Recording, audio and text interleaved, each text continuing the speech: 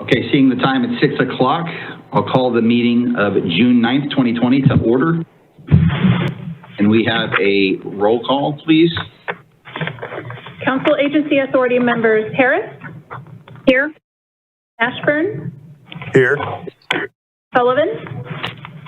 Here. Vice Mayor, Vice Chair Beatty? Here. Mayor, Chair Roulette. I am here. If you could please stand with me for a moment of silence, followed by the Pledge of Allegiance. Did he open it? Oh, somebody went.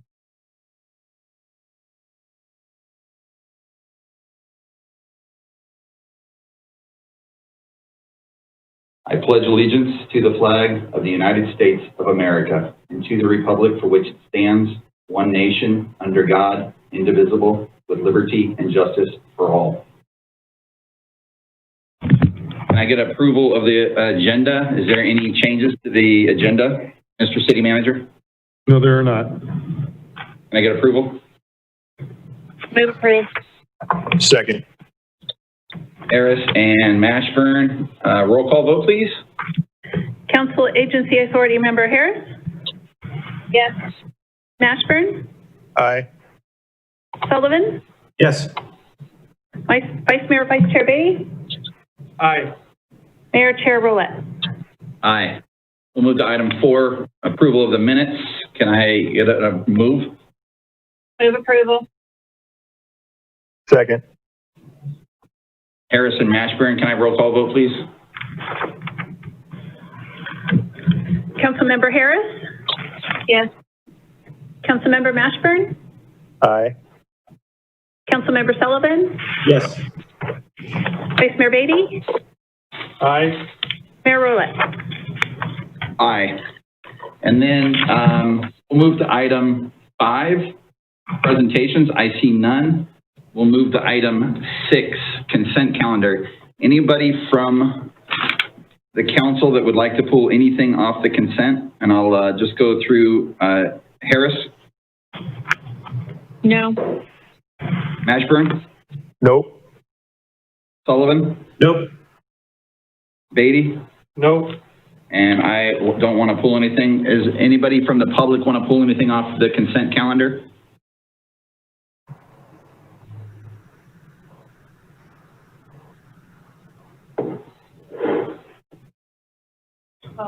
Does anybody from the public want to pull anything off consent?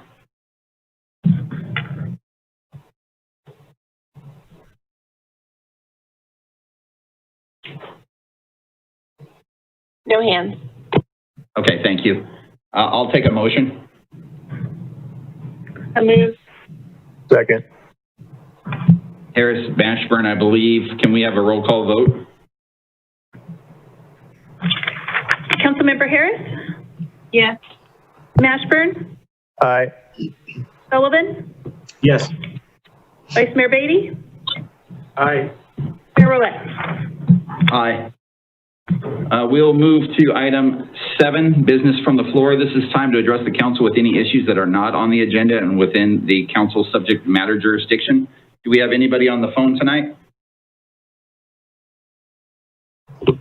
I have Shanahan Danley. I'll unmute them. Thank you.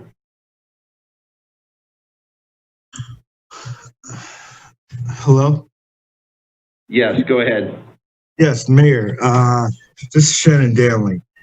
I've been in front of you before about the same issue with Vacaville being so diverse. Once again, we find ourselves with another issue of racism in our school district. And still yet nothing has been done to resolve these matters and these issues in our community. You know, I've constantly heard how our city has spoke about diversity, but I'm not seeing any diversity anywhere. And I'm asking that you guys actually step in and take charge of this matter, because this is constantly, it went from my son now to another parent. Soon it'll be another parent. This is constantly an ongoing issue.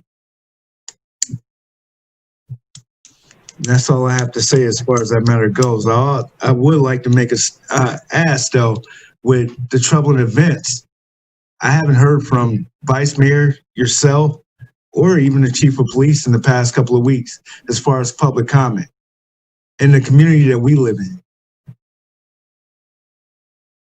That's all I have to say. Okay, thank you. Do we have anybody else on the phone? I have caller ending in 458. I'll open their mic. Thank you, Mayor Rowett, members of the council. My name is Robert McCauley. I've lived here for 31 years, and you have correspondence in front of you that I wrote today. I'm not going to read it through. I just want to say I'm very concerned about, not sure very concerned, but I'm interested in the issue of our police department's camera policies, their body cameras and the cameras in their cruisers. I have no idea what those policies are. And I think a number of members of the community are interested in knowing what they are, not only when they are used, but knowing whether we actually monitor our officers to make sure they're actually being used appropriately. In addition, I don't know if the city has any sort of policy regarding citizens' use of especially cell phone videos, looking at when public officials are conducting their business, and especially the police. I'd like to know that there's a city policy on that. And I think it would be good to have a formal report to the council on what the policies are regarding police body and cruiser cameras and the use of cell phones by citizens when they're filming what the police are doing. And I would hope that that report can be presented by the end of the summer. Thank you for your consideration. That's all I have to say. Thank you. Is there anyone else on the phone? I have Julie Davis. I'll open their mic.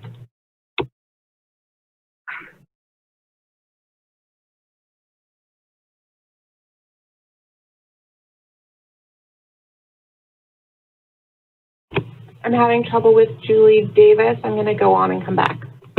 Okay. I have caller ending in 813. I'll open their mic. Thank you. Hello? Yes, we can hear you. Go ahead. Great. Hi, my name is Mia Tapnio, and I'm a resident of Woodland, but I am a business owner in Vacaville.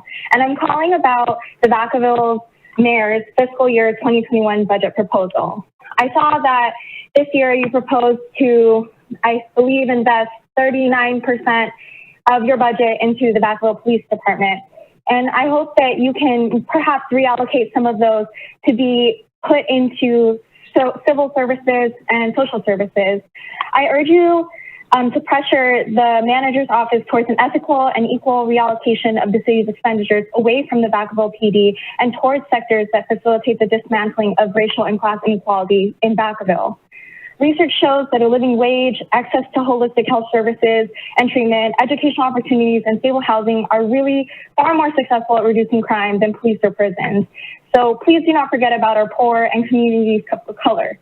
Justice will only be served when the police are reformed, defunded, and perhaps rethought of, and it's not possible until we rethink what police means in our communities.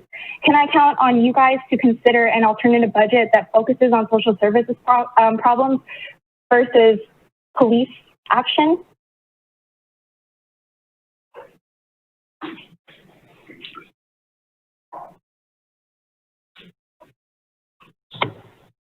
Is that the end of your 3-minute statement?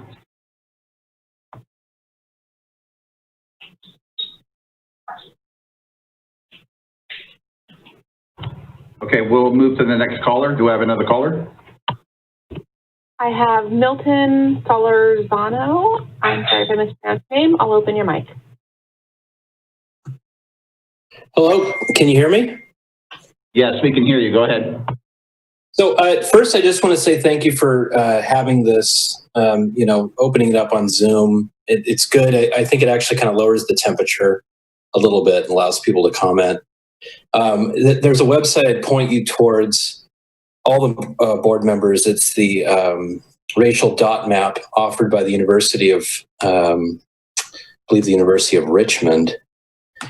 And when you look at it, you'll see a very clear visual kind of description. It's the University of Virginia, excuse me, racial dot map.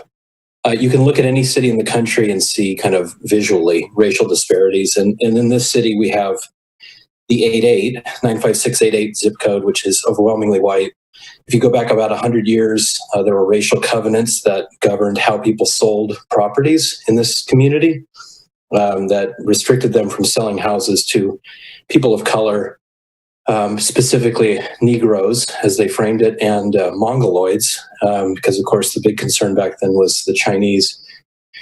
So this community has rooted itself demographically, spatially, in racism. And the city council represents that same problem of overwhelmingly representing the interests of about 20% of the 100,000 people that live here, mostly from that region. So the demographics of the council represent the demographics of racism and white supremacy. And the policing policy of this community, the dominance of Carly's budget, and this sort of feedback mechanism built into it where the police union endorses candidates to this council, the council ratifies the budget, the vast majority of the budget goes to the police department. You know, that needs to be changed and re-examined in light of this. If you're going to have budget cuts in the next several months, which undoubtedly we must, surely the place to look first is the police department. I do have long-standing concerns about the way that policing is represented, the sort of sadistic model of total power exerted by one human being over another, shielded by a badge, by the boys in blue, etc. But the fundamental problem of this community, I think, is that its revenues, its budget decisions, its representation on the boards of decision making, all of that goes back to a representative problem. And I look forward to change this November. Thank you for your time. Thank you. Next caller. I have Ravante Robinson. I'll open the mic. What's up, y'all? How y'all feeling?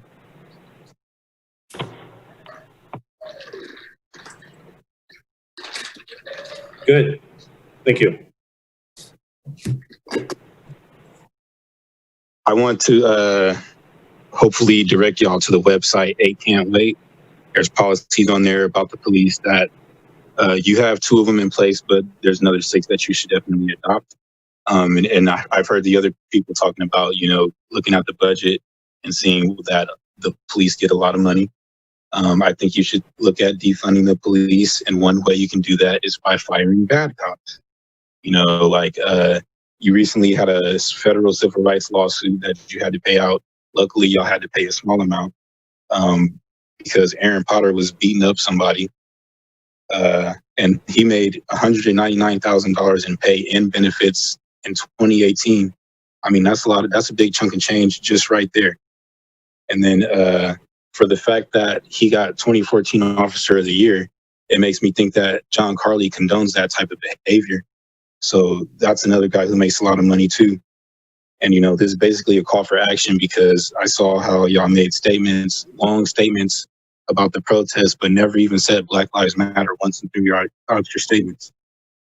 So I just hope that y'all take a long, hard look at what y'all been doing and just think about the people and, you know, please help us. Thank you. Thank you. Next caller, please. I have caller ending in 719. I'll open their mic. Hi, my name is Wendy Brecken.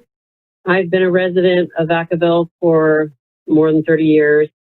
I hadn't really given public safety and, you know, discrimination a lot of thought until recently. And I think because of the nationwide kind of outcry, it would serve us well to at least publicize statistics about complaints and how they're resolved on the website, so we can see, you know, any discrimination complaints or any other complaints from the public about the police and how they're resolved. It could just be a real quick chart.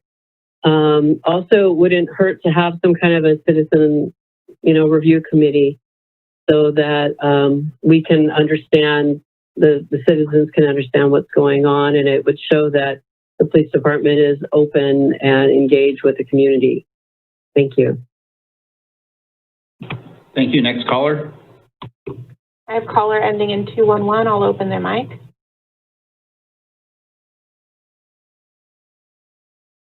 This is Alicia Minion.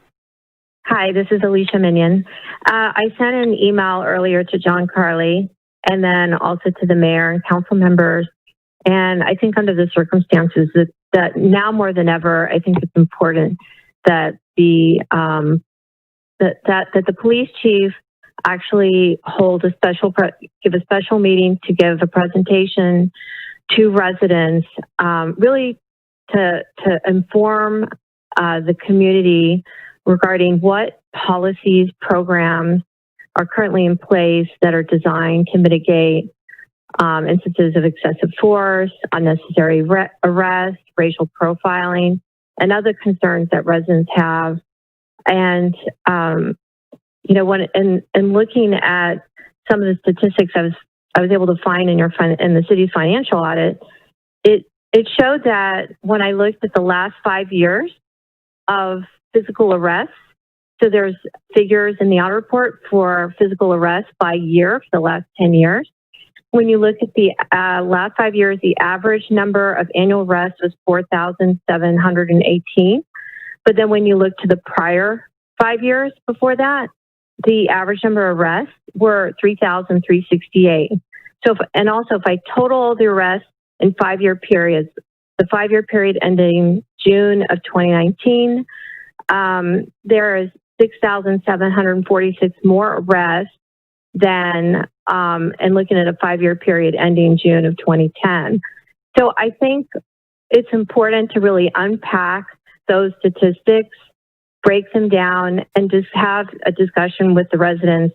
What is the relevancy of those statistics, including the relevancy of the types of complaints and the number of complaints that you've received over time, and then let the community know what you've done, what the police department's done to address those complaints.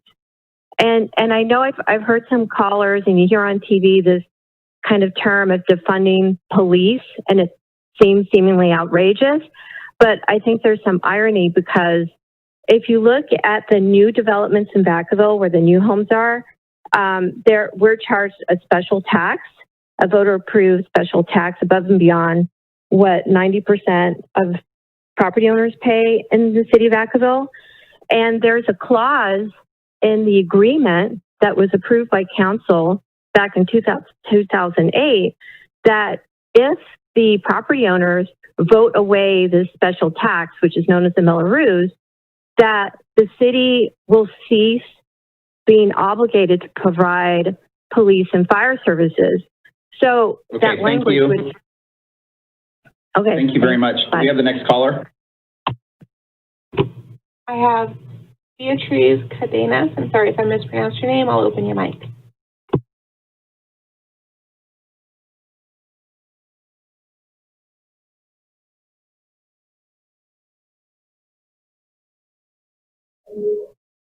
Hello, my name is Beatriz. I am a resident of Vacaville, and I am calling because I was looking at the budget, the proposed fiscal budget for 2020-2021, and it is outrageous to me that $42 million is being allocated to the police department, and that from full-time employees in the police department, there is only one mental health technician, only 4 family support workers, 3 mental health coordinators, and the funds need to be reallocated to support our community.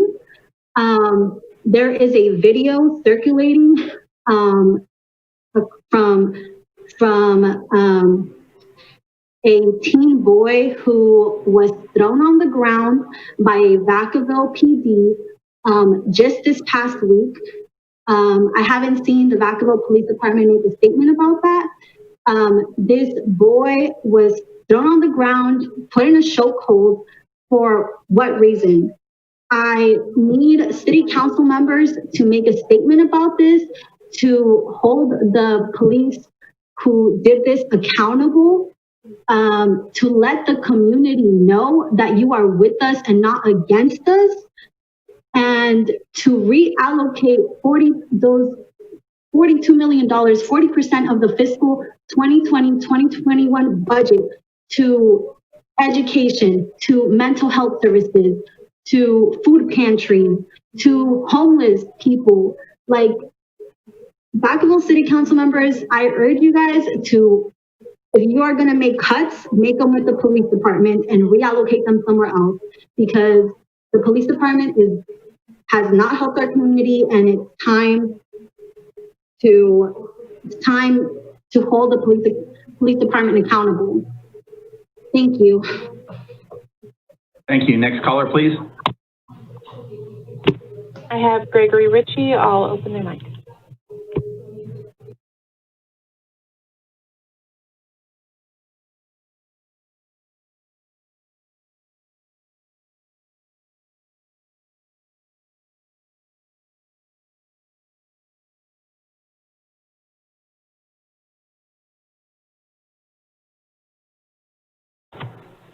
Are we having issues with the mic? I believe the caller needs to accept their opened mic, which they can do by pressing *6. Or by unmute. Hi. Now We can. We can hear you. Hi. First, this is Greg Ritchie. Hope all's well. Hi, Ron, Raymond, and Mitch, and everyone else. I just want to touch base with you guys. There's a lot going on. I've been hearing the comments. I just want to kind of lean in. I think there's going to be a lot of times talk about the budget, the city's budget, police budget, where to reallocate funds if necessary. But I just want to kind of take the conversation of what's going on throughout the whole country and bring it back to Vacaville. I'm born and raised in Vacaville. My father was an Air Force pilot here in 1971.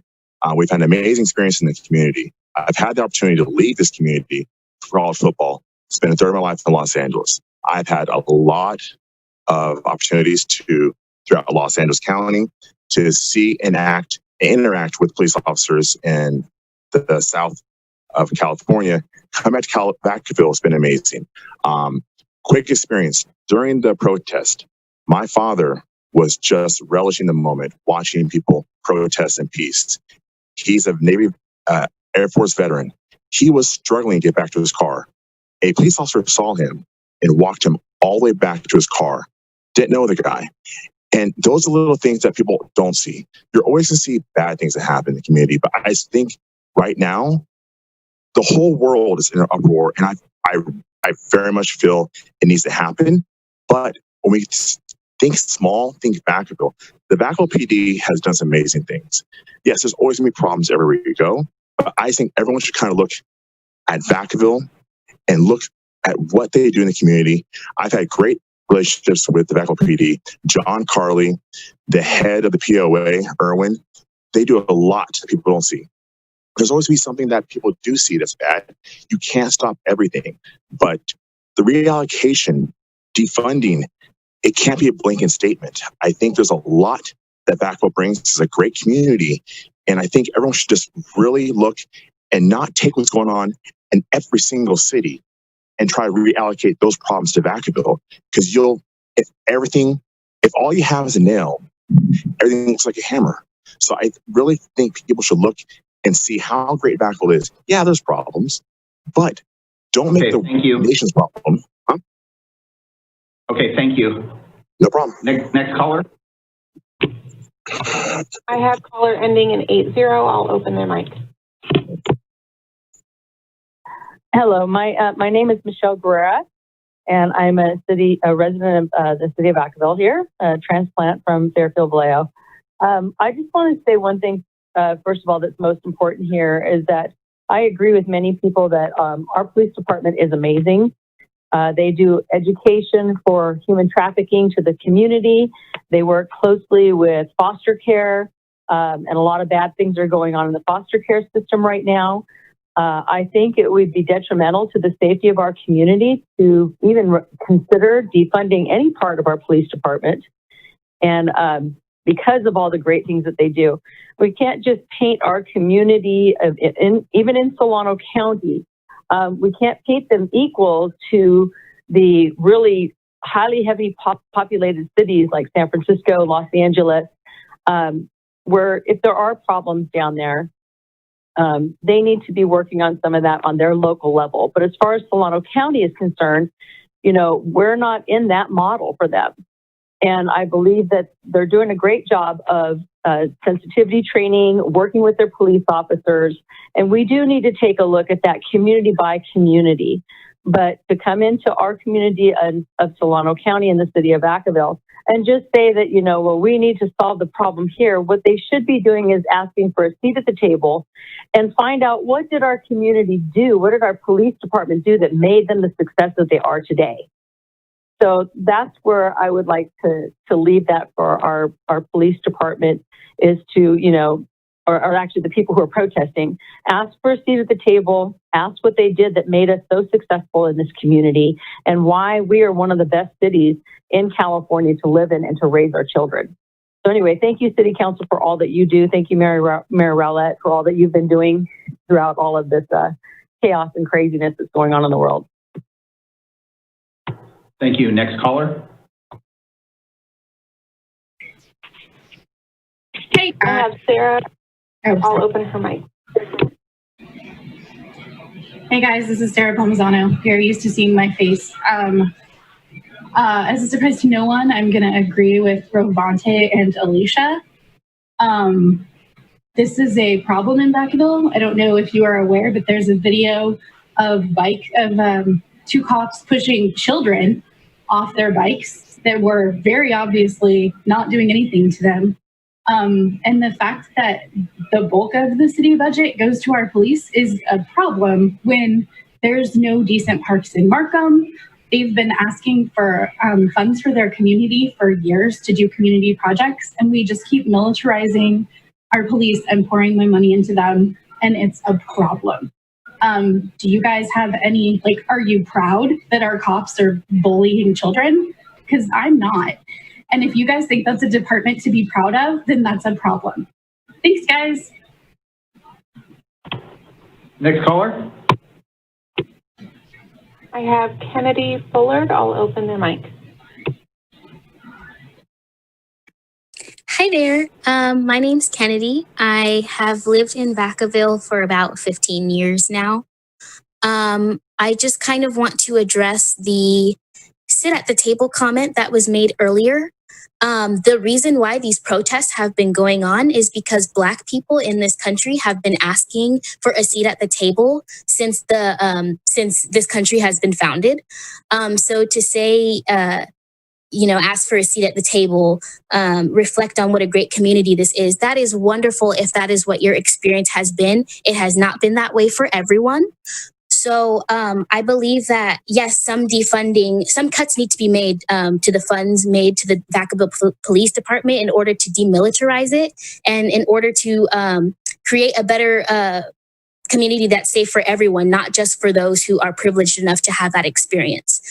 So I also, being a part of this is a little bit frustrating. It feels like in order to make a change in this community, you need to have a conversation with the Black Americans in this community, because they're the only people who will be able to give you an accurate experience as to what is going on. I appreciate your time, and thank you very much. Next caller. I see a hand from, I believe, Shannon Danley again. I'm not sure if it's the same color. Shall I unmute? Is it the same caller?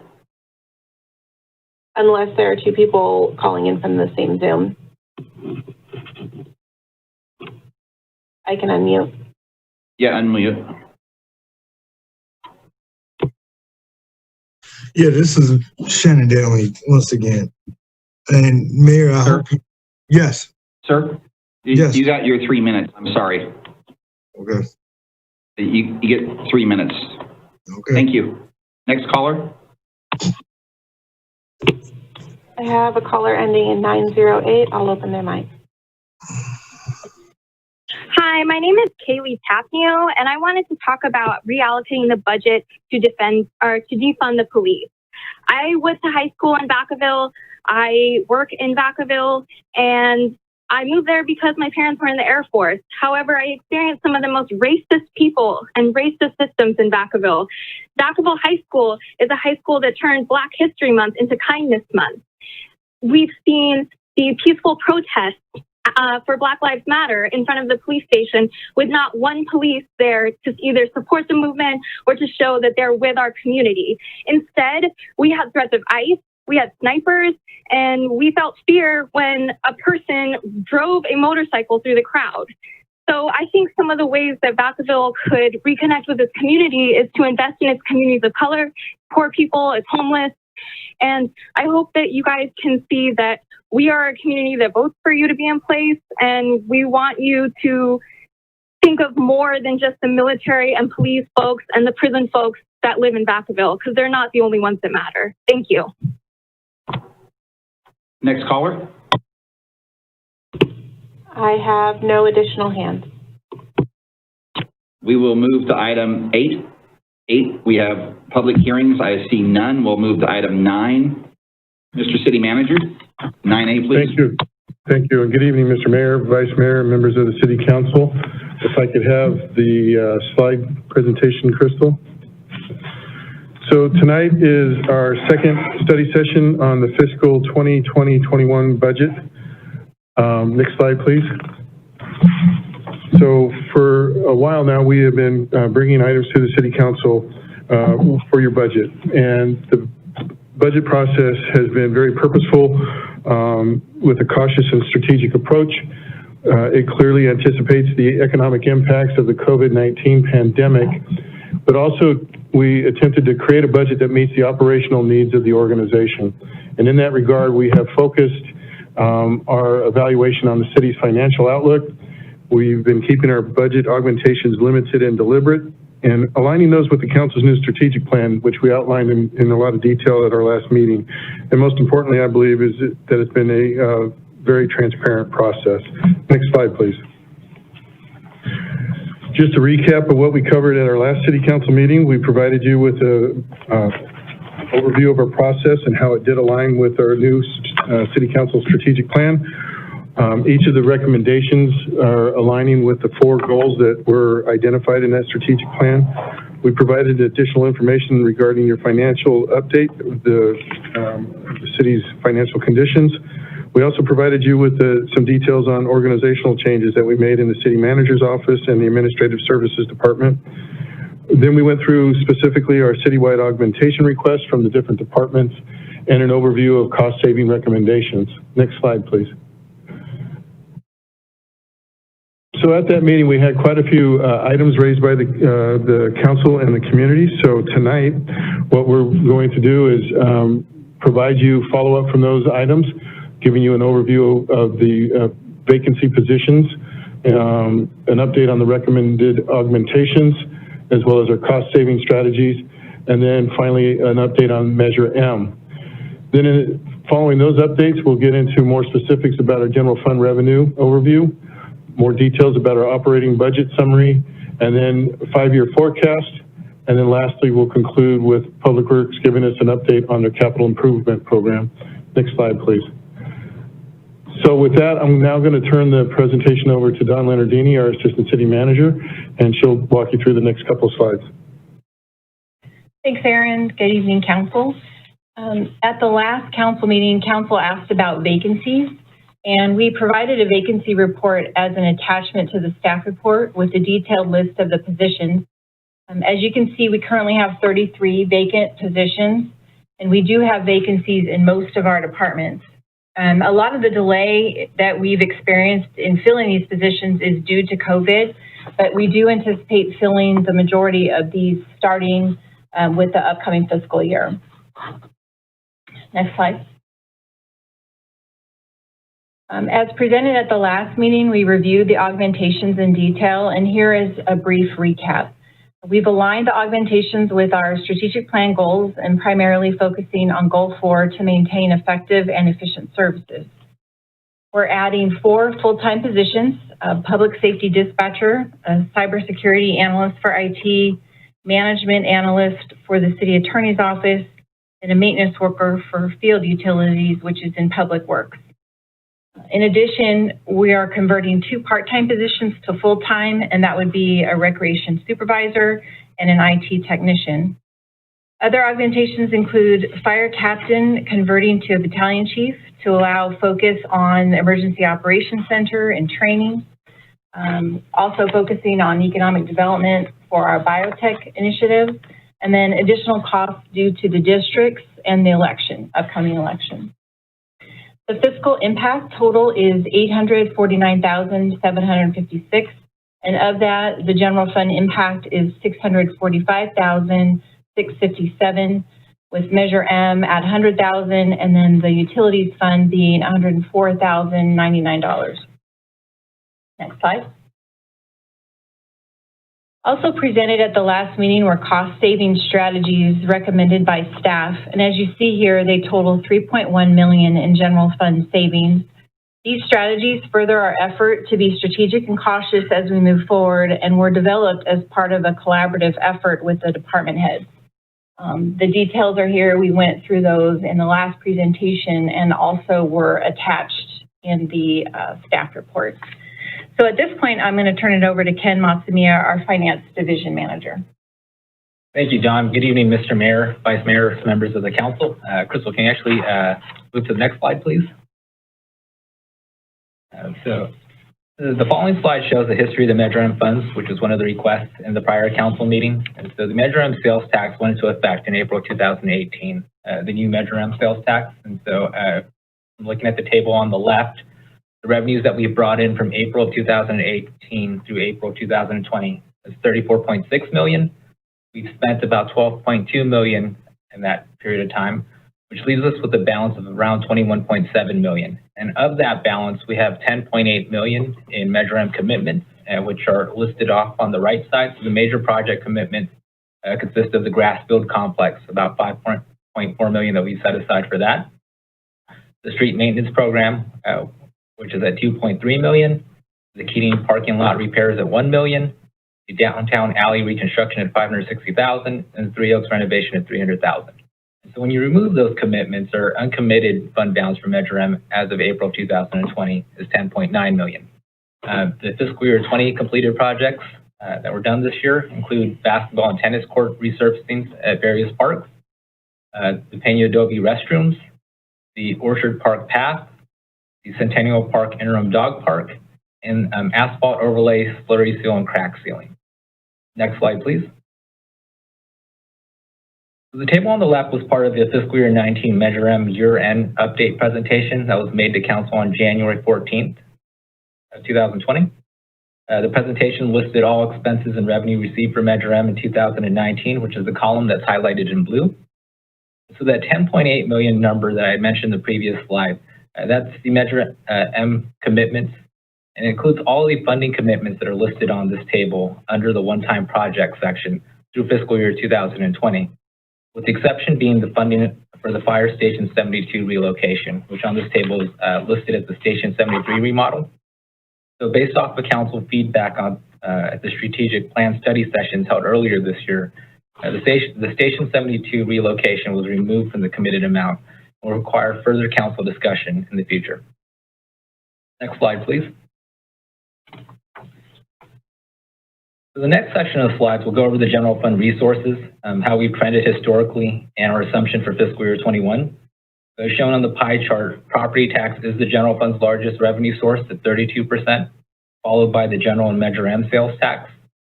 The combined property and sales tax make up about 63% of our general fund revenue sources. Next slide, please. For property tax, we're assuming or estimating $34.4 million in fiscal year 21.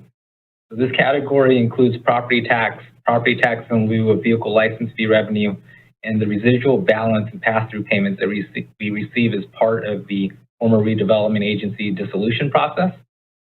So 34 million would be about a 3.6% growth from the prior year, and it's due to the pandemic expected to have a minimal impact on our fiscal year 21 property tax revenues.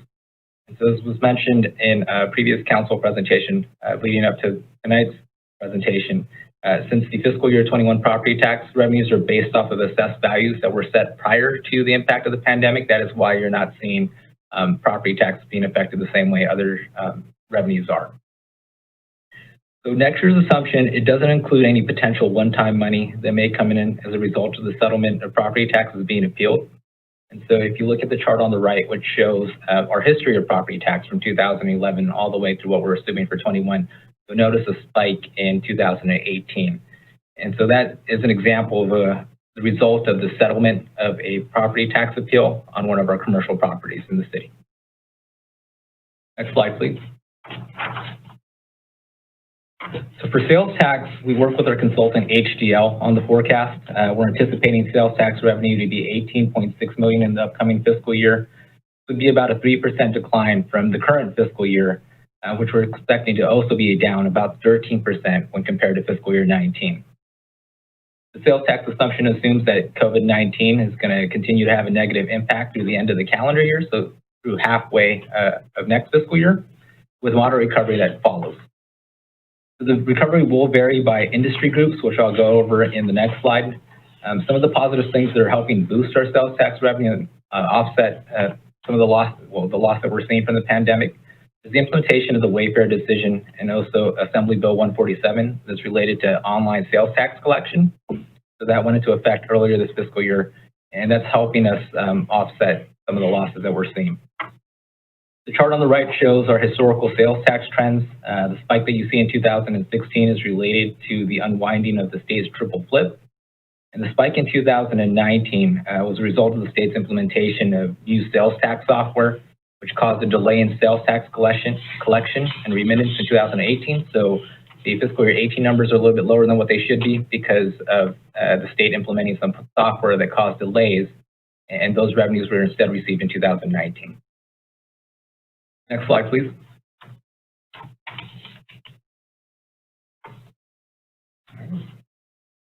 So on this particular slide, it looks like the table on the right is missing. Crystal, are you able to see that on your end? I don't see it. Okay, all right. So on the left-hand side, I'll just, if you can jump back to this, I'm just going to walk through this slide. And so the slide shows sales tax revenue by industry group. That's what that pie on the far left is. I'm just going to pull up my notes so I can walk through this slide. And so this is our sales tax receipts by industry group for the city as of 2019. And so our largest sales tax comes from, thanks Crystal, comes from general consumer goods, which is 33%. That's our biggest source of revenue regarding sales tax. And general consumer goods are going to be our brick and mortar stores. Our second largest group is our autos and transportation at 17%. And so that is primarily our auto dealerships. And then our third highest is our state and county pools. And that's where online sales tax, that's the group that's going to fall into. And so the table on the right that wasn't showing up earlier, that's our HDL's projection of how these different industry groups are going to be impacted in fiscal year 20, 21, and then 22. And so you can see, as an example, consumer goods, there's a 15% projected drop in the current fiscal year when compared to 19, 4% in 21, and then in fiscal year 22 is where we're starting to see the sales tax receipts go up for that. And at the very bottom row, you see the total impact by percentage. And that's what we used when we build in our assumptions in the forecast. So it's a 13% projected drop in fiscal year 20, 3% in 21, and then in 22 is where we go up by 6%. Next slide, please.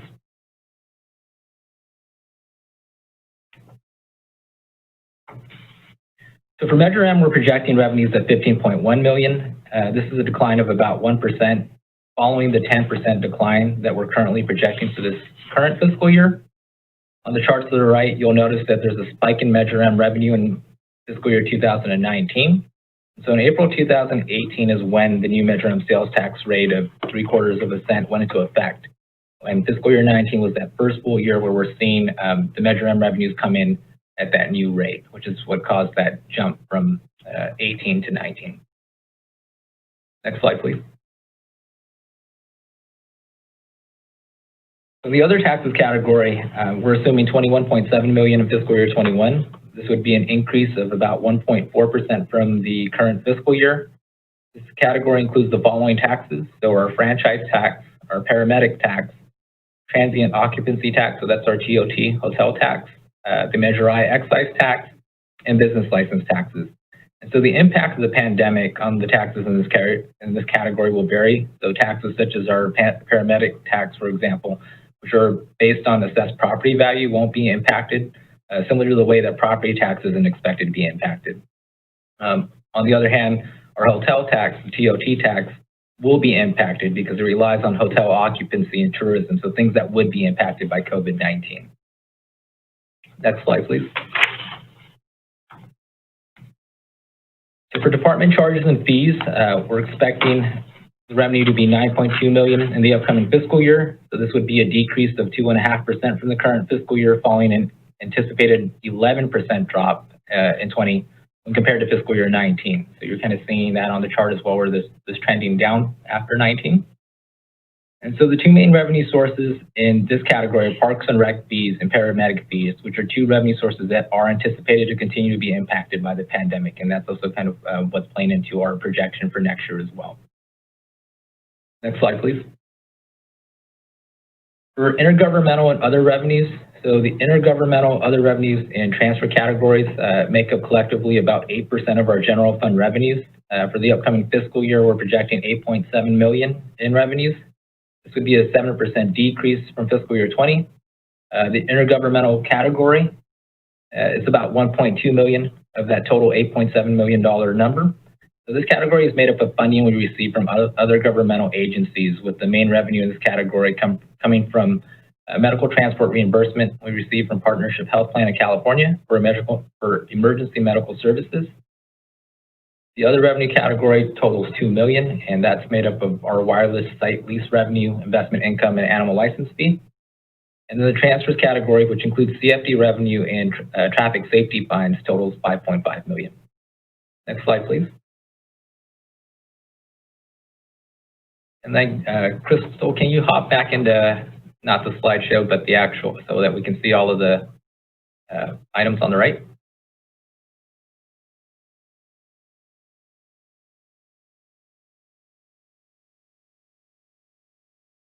Thank you. So the next two slides are going to highlight the operating budget, or the expense side. So the city's proposed operating budget is $201,496,409 for the upcoming year. The successor agency's operating budget is $7,724,058. So that gives us a total budget on the operating side of $209,220,467. And in addition to the requested augmentations that were discussed earlier in this presentation, the budget is also increasing for the following. So rising PERS pension costs, increased service costs in our park maintenance districts, an increase in housing assistance payments in our Housing Section 8 grant programs, and increased funding for our general liability and workers' comp programs based off of our most recent actuarial study. And the pie chart on the right shows each department's portion of the city's operating budget as a whole. So I'm just going to pick some off of this pie chart. So if we're looking at the housing and successor agency, that's 13%. Parks and Rec is 4%. Fire is 14%. And then the green slide, which is the green portion of that, which is not showing up on the presentation, is police, which is at 20%. And then utilities is 27%. Community development, 2%, non-departmental 2%, and city council and treasurer slightly under 1%. Next slide, please.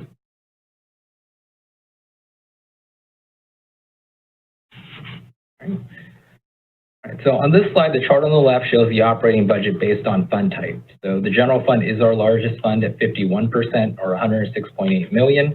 Our enterprise fund which is our utilities operations, our enterprise fund, which consists of our utilities and transit operations. That's that gray portion of the pie chart at 28% or $59.6 million. Our special revenue fund, so this is going to be our community development department, our housing department as well. So it's primarily made of grant-funded programs, is at 17% of our budget at $35.1 million, with the successor agency being $7.7 million or 4%. And then off to the right is a further breakdown by department of the general fund portion, so that $106.8 million. And so city administration makes up 12%, police is at 40%, fire at 28%, public works at 10%, parks and rec is at 7%, and non-departmental is at 3%. Next slide, please. All right, so now that we've covered the revenue and expenditures, the next several slides are related to the 5-year forecast. For the forecast, we work with HDL on our sales tax and property tax projections. For our other revenue projections, we rely on discussion with internal departments on fee projections for the upcoming year and external resources where available. There is a lot of uncertainty with forecasting, even in the best of times, and it becomes even harder when we're in a situation like we're in now that hasn't happened before. And so when we do these forecasts, we strive for accuracy, but we are on the conservative side. And I think it's important that going forward, it's been mentioned in the past that when we're doing these forecasts, given the uncertainty that's out there, that we do that more often on a more quarterly basis as opposed to the semi-annual basis that we've been doing in the past. So for revenue assumptions, for the forecast on the revenue side, we assume that the shelter at home is in place through May and that the COVID-19 impacts are felt through the rest of the calendar year. And we've talked about various scenarios, recovery scenarios in past presentations, whether it's a V or an L, and sort of the range of possibilities. This forecast assumes a moderate recovery, which would be similar to the Nike swoosh logo, so kind of in between that V and the L. And sales tax doesn't bounce back fully back to the fiscal year 19 highs until fiscal year 25 under this forecast assumption. Property tax is expected to be minimally impacted. And then two other revenue sources that have been impacted by the pandemic, so parks and rec fees and TOT revenues.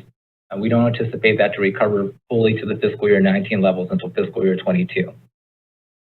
On the expenditure side, we assume a 2% salary growth assumption in each year. For pension costs, so for PERS, PERS has a target of 7% that they set to achieve each year on their investment earnings.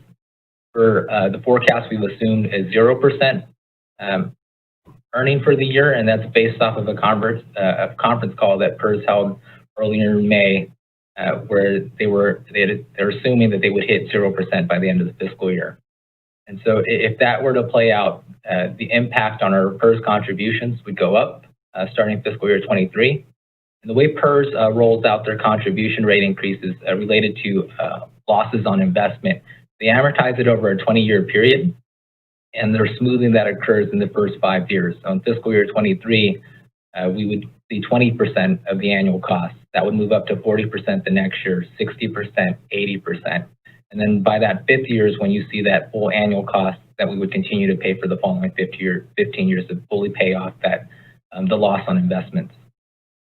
The forecast assumes full funding of the OPEB actuarially determined contribution amount. It assumes a 2.5% inflator or CPI on the services and supplies portion of the budget. And for capital funding, we had discussed this with the cost saving measures in the prior council meeting that as part of the fiscal year 21 cost saving recommendation, it was deferring or reducing the amount of funding towards general fund funding towards the technology internal service fund, our capital improvement program, general fund reserve, and then also vehicle replacement funding. So the forecast assumes that we'll start funding these 3 sources again in fiscal year 2022. Next slide, please. So this is our 5-year forecast. I'll walk through each of these elements. So the very far column on the left is fiscal year 20. And then this goes all the way out to fiscal year 25. For fiscal year 20, so the blue bars represent the general fund expenditures, not including Measure M. And so for fiscal year 20, we're anticipating expenditures to be around 97 million, so that 96.6. Fiscal year 21, 96.8 million, a little over 101 million in fiscal year 22, with that number going up to 112 million in fiscal year 25. The gray line represents the general fund revenues without Measure M. And so in fiscal year 20, we're anticipating 93.2 million, in 21, 92.7 million, with that going up to 108.1 million at the end of fiscal year 25. And so ideally what you want to see is the gray line that's either at the top or above the blue bars, which means that the general fund revenues are exceeding the expenditures. What's playing out and what you're seeing on the chart is that on average, there's about a $4 million gap across the 5-year period. The orange bar represents Measure M expenditures. And so in fiscal year 20, this is from a cash flow standpoint, how much we anticipate spending in Measure M. And so 10 million in fiscal year 20. In fiscal year 21, it would be 10.5 million. And then for the last, the outside 4 years, from fiscal year 22 through fiscal year 25, it's 12 million. And so that's the level of Measure M spending or the cash outflow that could occur and still have the general fund expenditures as a whole stay below total general fund revenues. And that is what that orange line at the top is. So the orange line at the top is general fund revenues, including Measure M. And based off of this spending amount, we would have about a $600,000 surplus over the life of the forecast for the general fund as a whole. Next slide, please. So the previous slide showed the forecasted revenues and expenditures. The current slide shows the reserves based off of those projections. And so on the table on the left, looking at that top row, we have the budget reserve that's at 26 million in 20, 21 million in 21, 17 million in 22, going down to 4 million. So you're seeing about a $4 million drop each year based off of, going back to that previous slide, there's that $4 million deficit in each year over the forecast. And then expressed as a percentage, it's 28% in 20, going to 3% in 25. One of the key things to note is that really through fiscal year 22, if we're just looking at the budget reserve on its own, we're still above our general fund policy through fiscal year 22, just looking at that budget reserve amount. For the Measure M reserve, in fiscal year 20, we would be at 18 million, and that's gradually building up to 42 million because the Measure M revenues would be above that Measure M cash outflow line that was discussed on the previous forecast, the previous slide. So that would give us a combined reserve of around 44 million in fiscal year 20, moving up to 46 million in fiscal year 25. The very last row has the combined general fund reserve for when you include the budget reserve and Measure M. So it's 46% in fiscal year 20, moving to 40% in fiscal year 25. The chart on the right has this in more of a visual format. And so the blue line is the budget reserve. It also includes the actual numbers for fiscal year 18 and 19. And so in fiscal year 18, our budget reserve was 28 million. And then it jumps up to 29 million, so an addition of 1 million in fiscal year 19. So really prior to the pandemic, what we were seeing is that our budget reserve, the revenues, the non-Measure M general fund revenues were exceeding our non-Measure M general fund expenditures. But because of the pandemic, you're seeing that start to go down. So it goes from 29 million to 26 million, discussed on that table on the left, down to 4 million in 25. The Measure M line is the orange line. So that is the 2 million that we had in fiscal year 18, because that was the first year that the new Measure M rate went into effect. And that's going up to 13 million in 19, 18 million in 20, up to that 42 million in 25. And then the gray line is our combined reserve. So we're at 30 million in 18, going up to 46 million in fiscal year 25. Next slide, please. So the previous slide showed the reserve based off of cash outflow without taking into account Measure M commitments. And then the slide that's going to be following this will show the reserve levels with the Measure M funding commitments, which were discussed back in January. And so this is that forecast that was presented back in January, loaded in and maintaining current service levels. And so the boxes on the right, the red boxes, that's circling the $5 million in the grass field design and the $500,000 in dog parks under fiscal year 21. So if we move the funding of these items to fiscal year 22, and then if we move the $2 million under the 2022 column for the grass field, if we move that into fiscal year 23, and then the renovation at Three Oaks, so the $6 million that was programmed in under fiscal year 22, if we move that over to fiscal year 24, and then this additional $6 million programmed in for the Three Oaks in fiscal year 23, if we move that into fiscal year 25, we would be able to address these commitments over the 5-year forecast and still maintain service levels. And so if you, Crystal, if you can go into the next slide. So if we load the Measure M commitments in the manner described in the previous slide, it would change the Measure M row shaded in green. So that's the Measure M reserve, that 10 million in 20, going up to 17 million in 21, and then it's 31 million in fiscal year 25. And so under this scenario, the one that I was just describing earlier, the budget reserve would still stay within that general fund reserve policy through fiscal year 22. So that's that 17%, allowing the city time to make adjustments if necessary.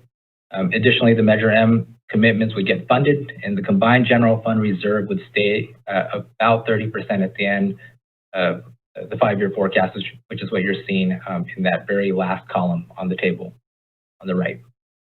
Next slide, please. And with that, we'll be happy to take any questions. Okay, I will start with Councilmember Harris. I don't have any questions at this point in time. I just want to say that, you know, we spent a good deal of time since I've been on this council working towards a really focused strategic plan and executing on that plan. And I am cautiously optimistic that, you know, given our current situation, staying focused on that strategic plan will enable us to catch up, if you will. So I appreciate what you've done. I appreciate the way it's been presented tonight, and I'm in favor of, you know, staying the course. Thank you. Councilmember Mashburn. Yes, thank you. I concur with Councilwoman Harris, and then I also want to ask Ken. We are also anticipating that within the next month to 2 months, there will be hearings with regard to property tax holdings that are at the county level. Last time we went through this process and there were hearings at the county level over these property assessment hearings, the city was the recipient of one-time funds when some of that money was released. I know that was for a 5-year block of time that was covered. Can you give me a figure that's relatively close to what we received for that 5-year block? Because I know that in this next go around, it's going to be a 5 or a 10-year block that we're looking at having freed up. And so I want to be able to anticipate what type of revenues we may realize as a result of those hearings.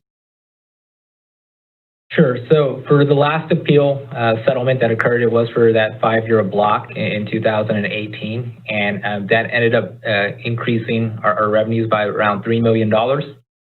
And there are hearings scheduled for mid-June. There's about 10 hearings scheduled from mid-June through mid-July, where the county is looking to settle about a 10-year block. And so, I mean, if we were to do the simple math, you could double that amount, the $3 million. It's really going to depend on kind of which favor the appeals board rules, whether it's in the commercial owners' favor or the county's. But based off of how it worked in the prior appeal or settlement, we're looking at potentially a seven-figure settlement. Okay. Thank you, Ken. Other than that, I don't have any questions.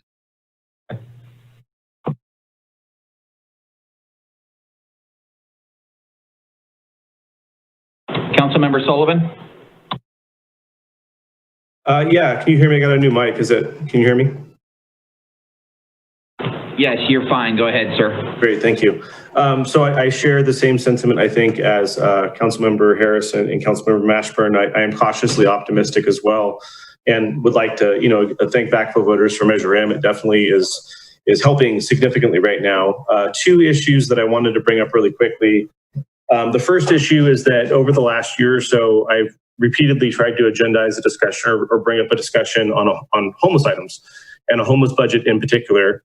And throughout most of that time, I was told to bring it up during the budget process, and that's where that discussion was appropriate. And so being here today, I would like to request maybe some support from my peers to formalize some sort of standalone homeless budget. And maybe that includes the budget for homeless items from the police and from housing and from other areas, but also to earmark some funding towards homeless projects that we can assist some of our less fortunate friends and neighbors in Vacaville. I know money's tight right now because of the crisis, but housing and homelessness is also going to be tighter. And so I'm hoping that I'm following the procedure and kind of following what I was told to do, and that we can have a discussion about a standalone homeless budget to address homelessness in Vacaville next fiscal year. My second request is the Measure A slide. I don't feel personally like we've had enough discussions on some of the Measure A items in there. There's some big ticket items that I feel like we've had some really cursory discussions on, but have not really indicated whether or not we're moving forward with those or really studied those. I know there was some talk of a work group, but I don't feel like we have a clear direction on whether or not we're supporting some of the big ticket projects. And I think we need to have a little more clarity or kind of firmness from council to give to staff before they start doing a bunch of work on items that maybe we're not comfortable with or maybe we haven't fully discussed. So those are my two items. I don't necessarily know how to make the amendment for the homeless piece, but I would like to request that we have staff maybe bring that discussion back or somehow talk about that process throughout the budget process at a later date. Vice Mayor Beatty? I can't add anything additional to the presentation, because the presentation was very clear. Again, very hopeful, cautiously optimistic as well. I just want to thank Ken, you and your staff for making it very clear for everyone, and continue to do that, keep us updated, and you guys are doing an amazing job. Thank you. Okay, and before we go to public comments, Ken, did you want to introduce Tim Burke? Sure, we can do that. So the next presentation will be at our Public Works Department, and Tim Burke will be making the presentation for the capital improvement project program part of the budget. So Crystal, can you switch over to Tim's slide? Thanks, Ken. Good evening, Mayor, Vice Mayor, City Council members. I'm here to present the proposed capital improvement program budget for fiscal year 2020-2021. Next slide.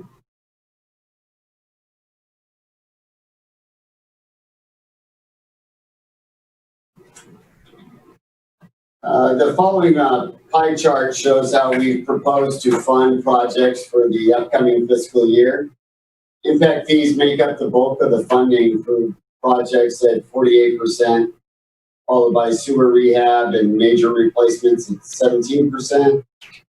Water funds at 14%, Measure M at 7%, gas tax at 10%, housing at 3%, the general fund at 1.4%, and finally the L&L district's replacement funding at 0.3%. Next slide.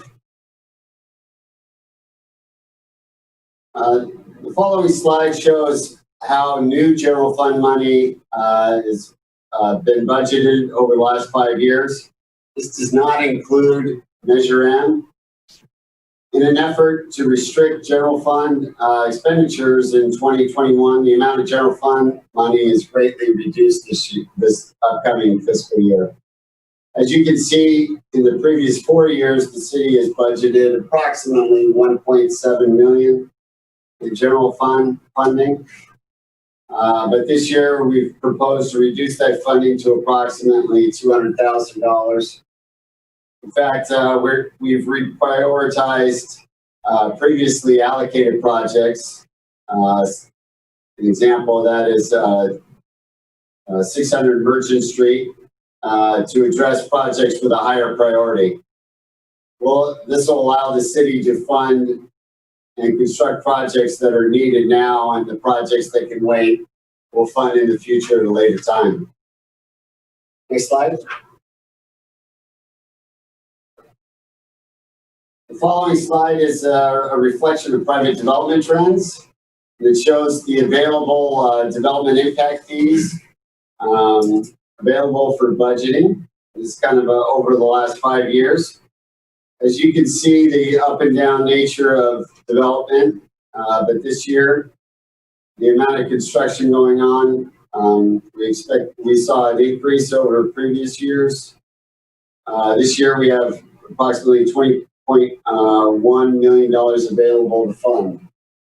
Next slide. As part of your packets, you should have received the whole capital improvement program that includes $35.6 million for 57 projects. I'm not going to go over all the projects, and I'm just going to highlight a few of them. If you have a question on a specific project, I can answer that at the end. So just to go over a few projects, the first few projects we're going to go over are all new CIP projects. This includes $15.3 million being allocated to 26 new CIP projects. The first one I'm going to highlight is the Public Safety Communication Center renovation and radio console additions. This is for $220,000 of police development impact fees. This will provide funding for 3 additional radio consoles and equipment that are needed to address the increased calls for service. Installation of water services and sewer services on North Orchard. This is $135,000 of general fund money. Provides for these new services on North Orchard Avenue, recently annexed into the city with the Farmstead development. Next slide. Magnolia Park Phase 2. This will just start some of the funding, $270,000 of park and rec development impact fees. This budget provides partial fundings to start the master planning and design of the second phase of Magnolia Park. The project is just adjacent to the existing Southtown Park. The Vanden Meadows Neighborhood Park, we're setting aside $407,127 of park and rec fees. This will provide partial funding, again, for master planning and design for a new park that's in the Vanden Meadows area and is bounded by Nut Tree Road, Jackson Road, and Belly Ann Place. Again, this is just to start these projects, start the initial funding for design. Construction is a little ways off. Next slide, please. Battery backup auxiliary charging. This is $55,000 of general fund money to provide funding to purchase backup batteries and develop an auxiliary charging system out at the corporation yard. That facilitates power for intersection outages over extended periods as a result of PG&E's public safety power shutoffs. Downtown's alley and sewer water replacements. These are actually 2 projects, $3 million of sewer major replacement and $460,000 of water major replacement. Provides for outdated and infrastructure that's beyond its useful life, for sewer and water that's in conjunction with the city's resurfacing project of the downtown alley. So we'll do the utility work ahead of our resurfacing project. Next slide, please. Okay, 20.3 million of the proposed budget is allocated to 31 projects that are existing projects. So we're allocating new funds to those, and I'm just going to highlight 3 of them here. Browns Valley Road widening, $600,000 of traffic impact fees. This budget provides partial funding for the widening of Browns Valley Road Parkway between Vacaville Parkway and then Allison Drive to the south. It will increase the roadway from 2 lanes to a 4-lane road with raised medians and protected turn pockets. Project also includes traffic signal modification and relocation of utilities, some acquisition of right-of-way and drainage improvements. This only brings the total up to about approximately $2 million. We'll have to have additional allocations in the future. The Vacaville Lift Station Odor Control Project provides $520,000 of sewer facilities rehab. This project is going to be funding for construction of a new odor control removal system out at the Vacaville Lift Station. That lift station is, you can see from I-80 right next to Kaiser. Next slide, please. Finally is the Ulatis Drive sewer. We're allocating an additional $1.8 million of sewer development impact fees. This provides supplemental funding to replace parallel supers on Cooper School Road, Christine Drive, Ulatis Drive, from Nut Tree to Leisure Road. This is to accommodate growth, and we're really starting to get, this is becoming a limiting factor in some growth upstream, so this project is really needed. Next slide, please. So with that, just to let you know, on June 16th, we will be going to the Planning Commission to review the proposed capital improvement program projects for general plan consistency. And then we'll eventually come back to you at the next council meeting. So I can answer any questions you might have. Mr. City Manager, did you want to add anything? So Crystal, I don't know if we have another slide on this presentation or if we have to toggle back to Ken's presentation. There we go. Thank you. Okay, so first of all, thank you, Tim, Ken, and Don for all your work on this. I would like to, before I get into the final details on this last slide of our presentation tonight, I would like to respond to some of the questions that were brought up about a couple of things.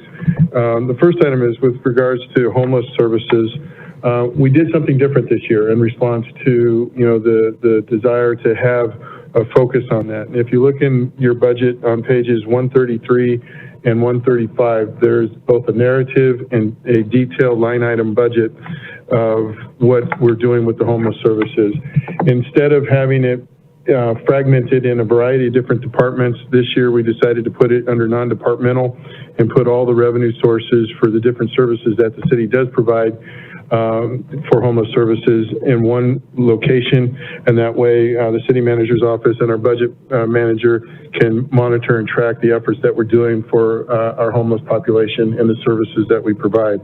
I will just say that in terms of going forward, I know that Vice Mayor Beatty and Councilman Sullivan are part of a city-county 2x2 effort, and I understand that some good work is being discussed there. And so I would encourage the council to see how those efforts are going before we start adding additional supplements to this particular line item, just as a recommendation. With regards to the question about the Measure M projects, what we have going on there is really our continuing ongoing projects and then our one-time projects. And I know that in looking at that item, we have our typical things that are going forward with our park beautifications and our street maintenance programs and so forth. We do have a couple of items on that list that include some big dollar amounts that are really in the exploratory stage. If you recall, I believe it was in February of this year, we brought forward to the City Council a feasibility study on the sports field complex, as well as some possible remodels to our existing park facilities, such as the Georgia Duke and Three Oaks.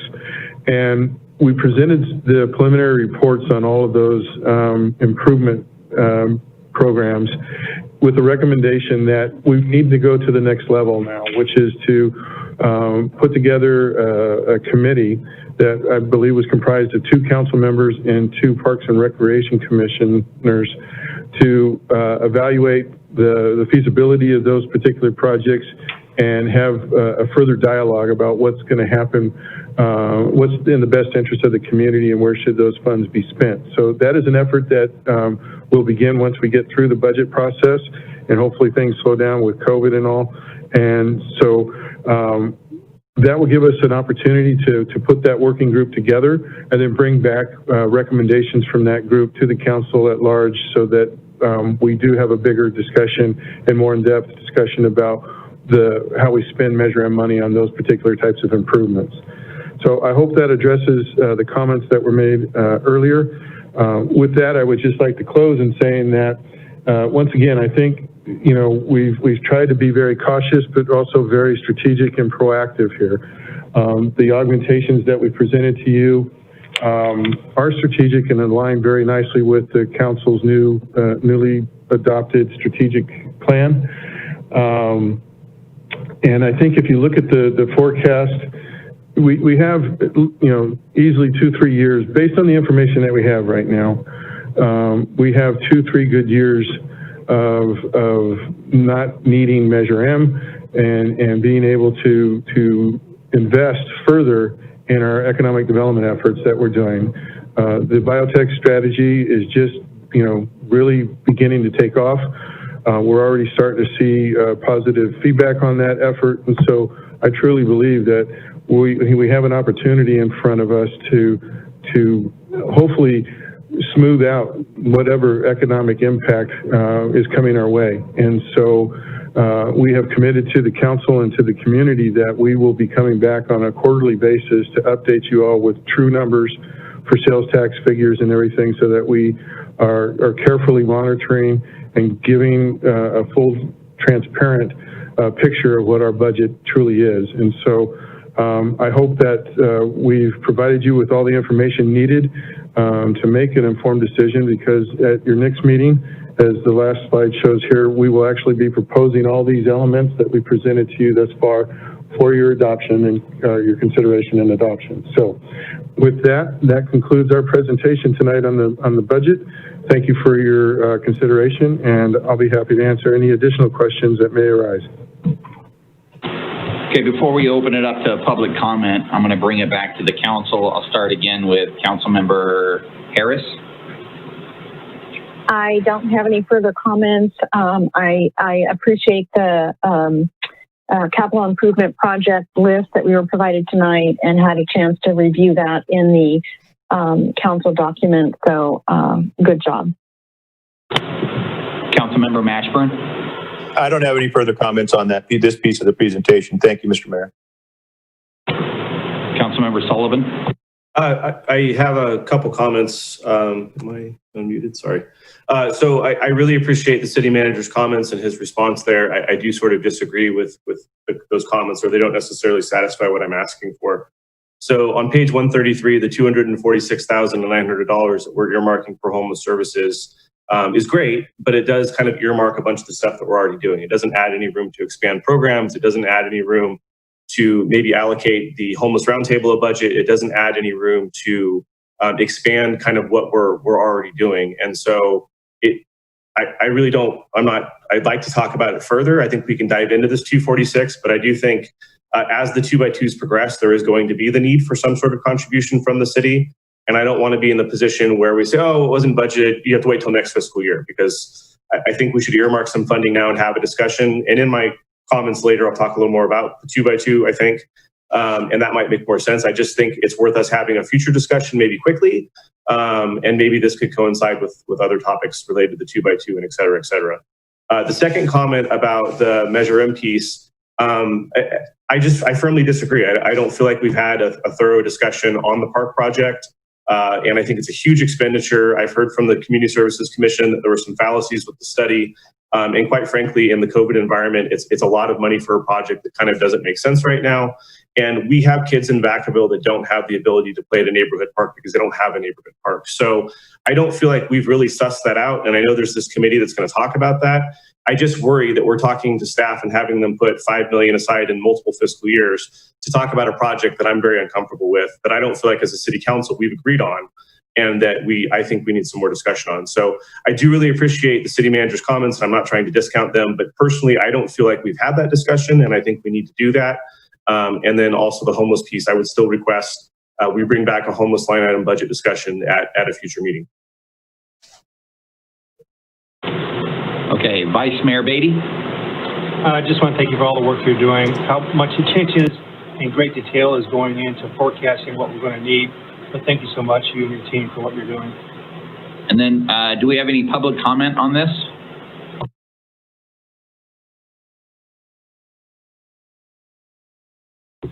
I have no hands. Okay, great. We will move to item 9B, Mr. City Manager. Thank you, Mr. Mayor, Vice Mayor, members of the City Council. Item 9B is a discussion and direction for use of community development block grant funds for a possible small business assistance program and a senior meal program. Our Economic Development Manager, Tim Patton, will be making a presentation. Thank you, Mr. City Manager. Good evening, Mayor, Vice Mayor, and council members. I am here with Emily Cantu, our Housing Services Director tonight. And tonight is a follow-up discussion on financial assistance options for Vacaville businesses. If I could go to the next slide, Crystal. She doesn't have it up.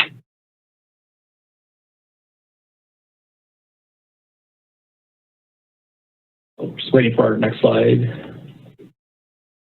As mentioned, this is a follow-up discussion from our May 26, 2020 City Council meeting to discuss financial assistance options for small businesses. We have really kind of two objectives this evening. The first is to determine which business assistance options the council may like to pursue.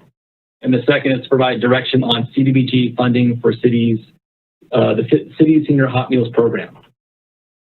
Go to the third slide. So at last council meeting, we had discussed getting more data and information from various sources on kind of our economy and how COVID-19 has impacted our economy.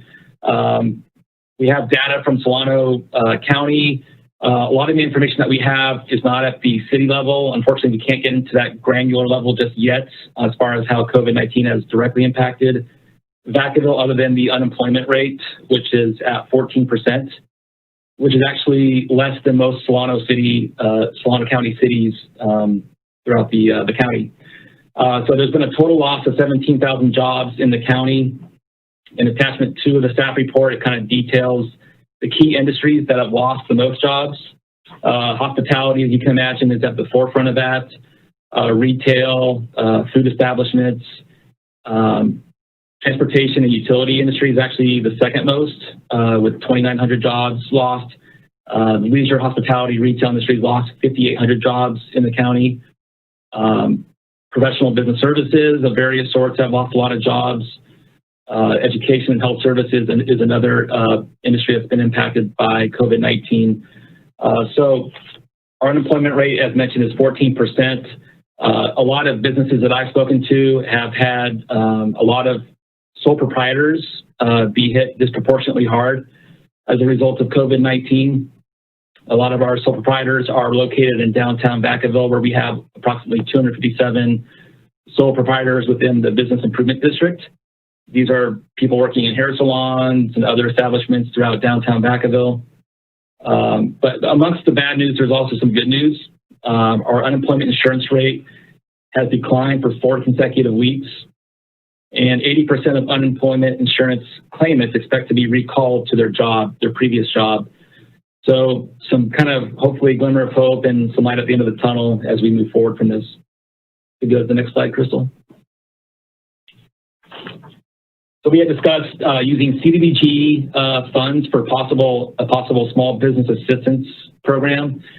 We have two CDBG sources that could create a fund of almost or in between $300,000 to $450,000. Very restrictive requirements associated with utilizing CDBG funds. For instance, businesses must have 5 or fewer employees or be located in a CDBG target area, for which we have 3 in the city. And we have outlined those areas as attachment 1 in the staff report. And the owner or staff be of moderate income. CDBG target areas comprise of roughly 40% of the Vacaville territory within the city limits. We have 834 businesses within the city that have 5 or fewer employees. This is roughly 30% of our business base. And the council had previously mentioned that they'd like to focus on assisting locally owned and smaller businesses, particularly food and retail industries. If we can go to the next slide, please, Crystal. So we have some options for your consideration this evening. You'll see kind of 5 subject categories on the left-hand side, and then 3 options. You do not need to choose just one option. So for instance, under form of funding and term, you have option 1. If you chose option 1, for instance, you would not need to choose option 1 under size of business, dollar value for loan and grant, targeted businesses, and eligibility. You could choose option 2 in a different subject matter. So you can kind of pick and choose amongst the 3 options within the different categories. So amongst the form of funding and term, the first option is a grant forgiven after meeting CDBG criteria. Option 2 is a loan, a 5-year payback at a modest interest rate. And then the third option would be a loan, 1 to 2 years payback at a modest interest rate. And then we kind of have 3 sides of business categories, 5 or fewer, which is quite honestly probably where the hardest hit businesses have been hit. And then we have our kind of medium-sized small businesses of 6 to 15 employees, and then larger small businesses at 16 to 50 employees.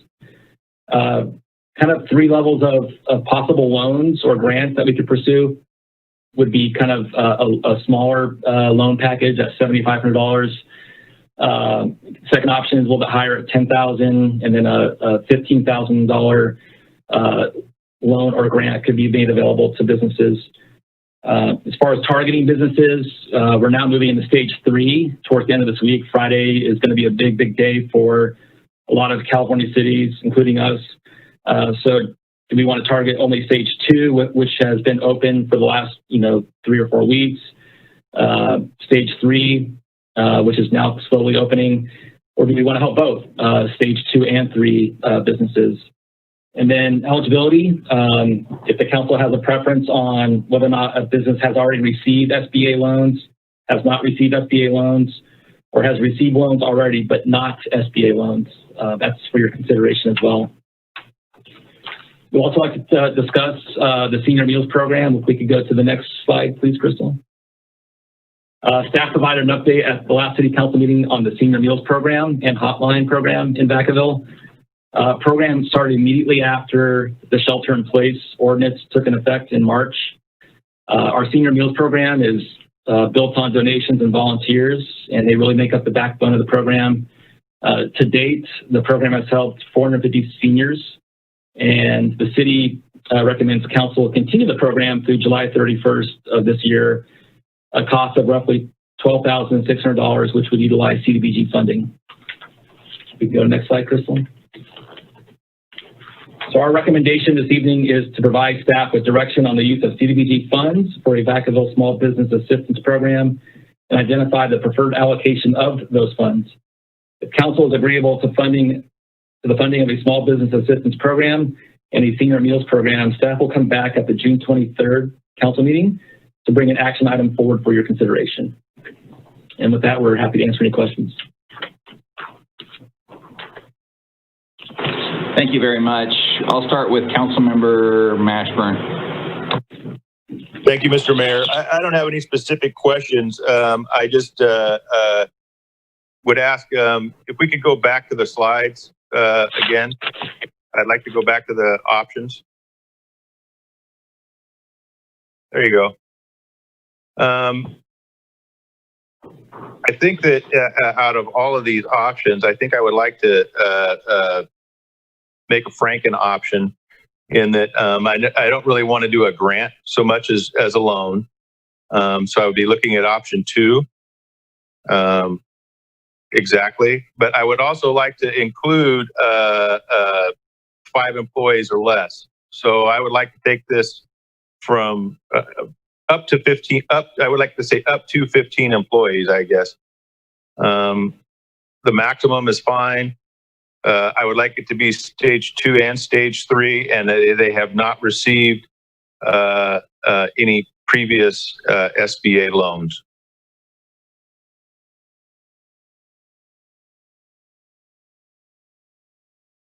I think that if I could rearrange things to exactly what I would like, I think that would be the way that I would like to see that arranged. And that would be my recommendation on that. Okay, thank you. Councilmember Sullivan? I kind of agree with Councilmember Mashburn's assessment. I guess the problem that I'm having right now is that I am not a sole proprietor or a small business owner or someone going through this crisis.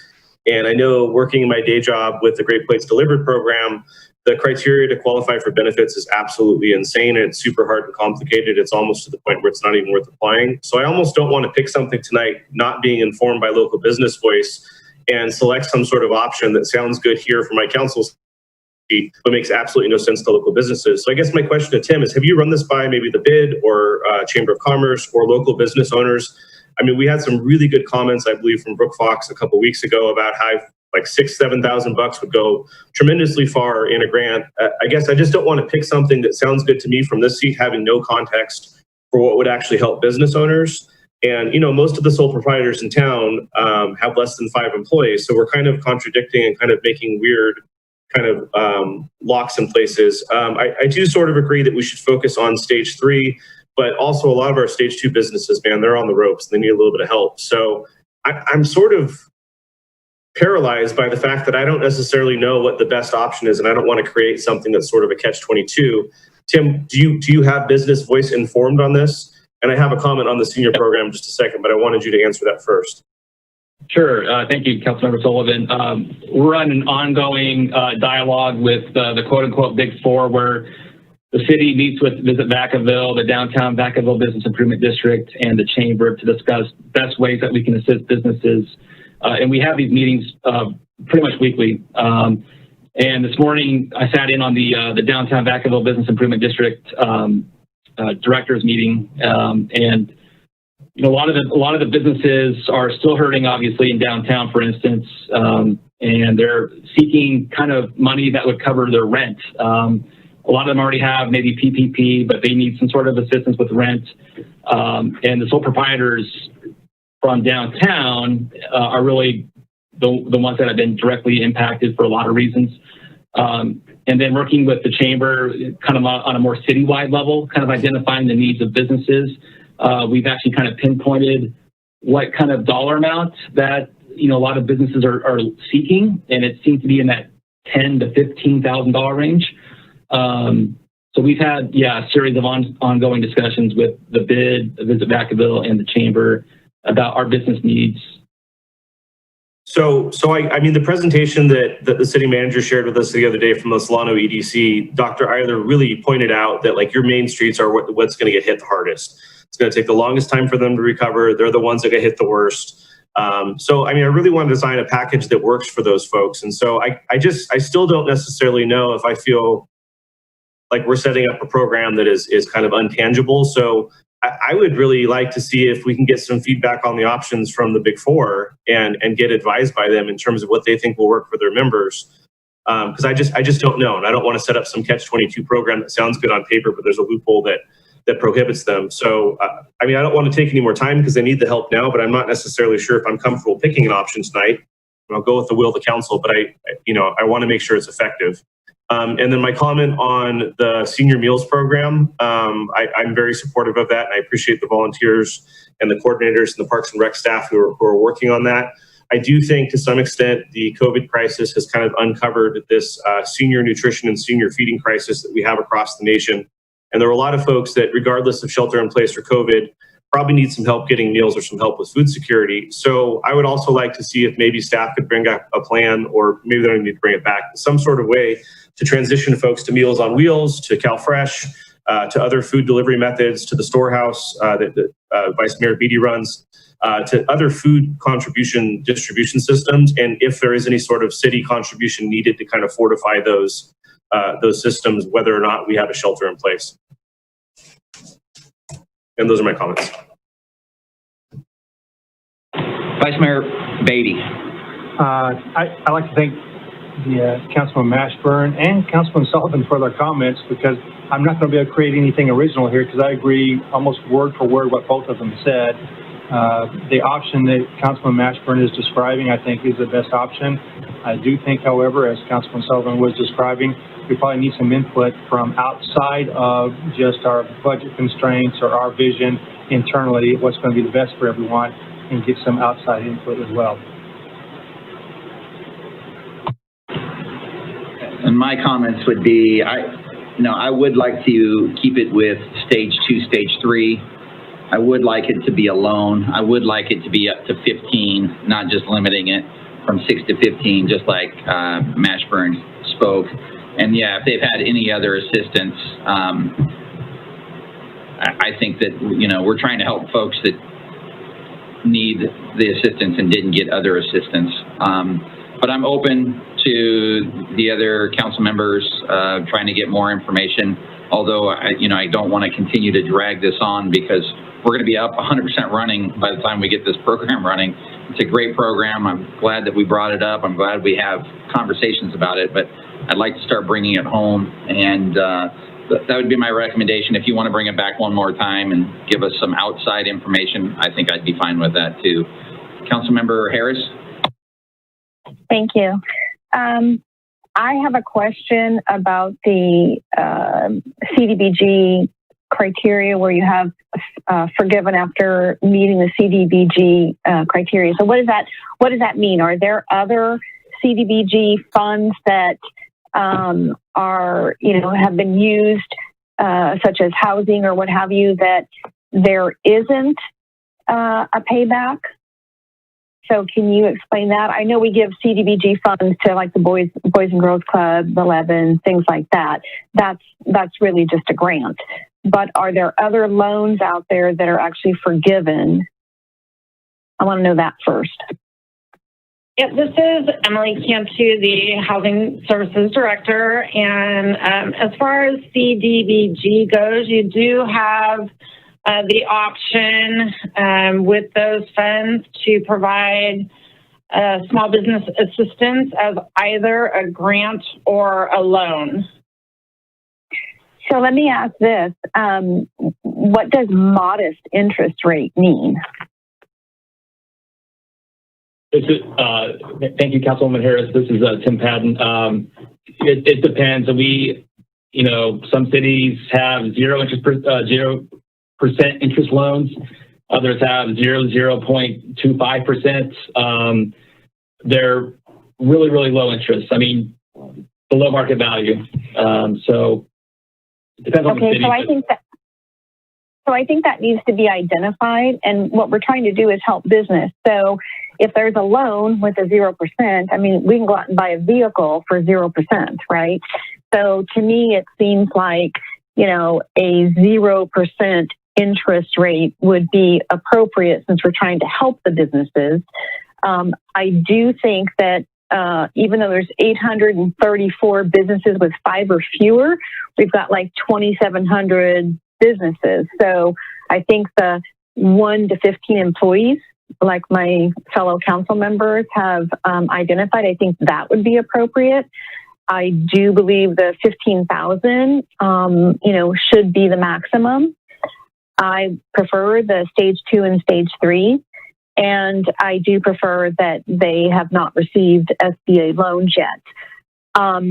I'm in favor of the senior funds for meals.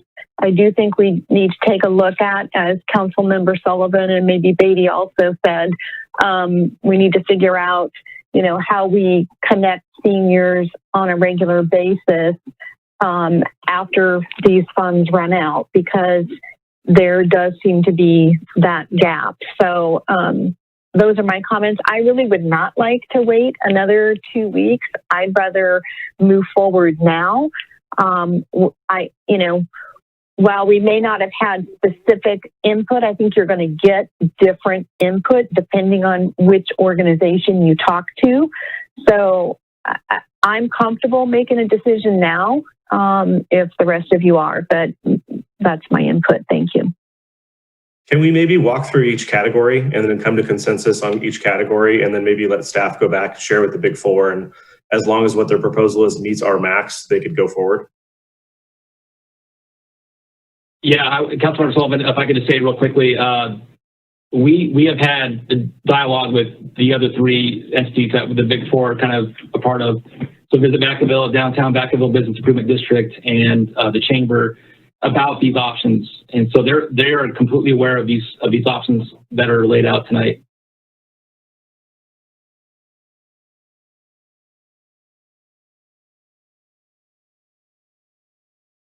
Okay, so do we have any public comment? I have a caller ending in 719. I'll unmute their mic. Hi, this is Wendy Brecken, resident of Vacaville. I'm really happy that you're going to be moving forward with the CDGB loan or grant. I think that since it's so restricted, I don't know if staff knows how many of the 2,700 businesses that have been impacted would qualify for this. And should there be another vehicle for lending money, like Diana Harris said, the 0%, or even granting money? Both Benicia and Davis partnered with their business association, and I think Davis did 100,000 and Benicia did 50,000. So maybe there's another vehicle in addition to this one, so that other businesses in need can get a hand up. It was government that shut down these businesses. Many of them didn't want to be shut down. They've been impacted hard. And if we could help them out, it would be great. Thank you. Thank you. Do we have anybody else on the phone? I have a caller ending in 488. I'll unmute their mic. Good evening, council members and mayor. This is Teresa Stout. I have a comment on both items here. The first one is, I've gone through all 193 pages, yeah, that was a lot, of the CDBG grant funding. And I'm curious as to where the money would come from for the businesses. Is it going to be taken out of one of the items that are currently budgeted for the grant money that we are receiving? And then on the second one, on the senior meals, when I looked at the chart, it looks as though it is run by donations, and those donations are 100. I'm guessing that it's 100% of the monies required for those meals. And at a $10 lunch, golly, I'd like to provide those meals, but that's a lot of money for lunch. And I was the director of nutrition for the school district for 10 years, and that's a lot of money. So I can see where this program is needed until we get through this crisis, but I am with Councilman Sullivan and Beatty in basically saying that we need to possibly look to get these folks with other programs, maybe Meals on Wheels with the USDA and so forth. So if someone could answer the question about where exactly is the money coming from this grant, I would appreciate it. Thank you.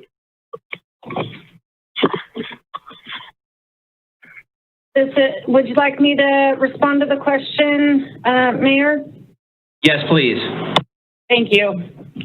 Thank you for the question. The funding that is being proposed for the small business assistance grants includes a one-time grant from the Federal CARES Act of approximately $300,000, plus the remaining portion from some current CDBG allocation.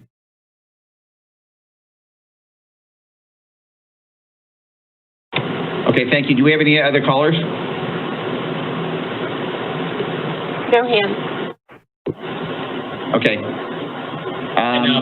Mayor, if I could, I think we can bring back this item to our next council meeting with some of the comments that we've received tonight and kind of go over like the final details of this plan. Okay, that sounds good. Is that the end of your presentation too, sir? It is, thank you. Okay. With that, I'll close public comment and we'll move on to item 9C. Mr. City Manager. Thank you, Mr. Mayor, Vice Mayor, members of the council. Item 9C is the award of construction contract for the 2020 Slurry Seal project to the low bidder, VSS International. I'll turn it over to Tim Burke for the presentation. Good evening, Mayor Roulette, Vice Mayor Beatty, and council members. This is Tracy Rideout, Senior Engineer for Public Works. I'll be presenting staff's recommendation tonight. And in addition, I was requested to provide an update on the progress of our road program, along with staff's recommendation for the awarded contract. Next slide, please.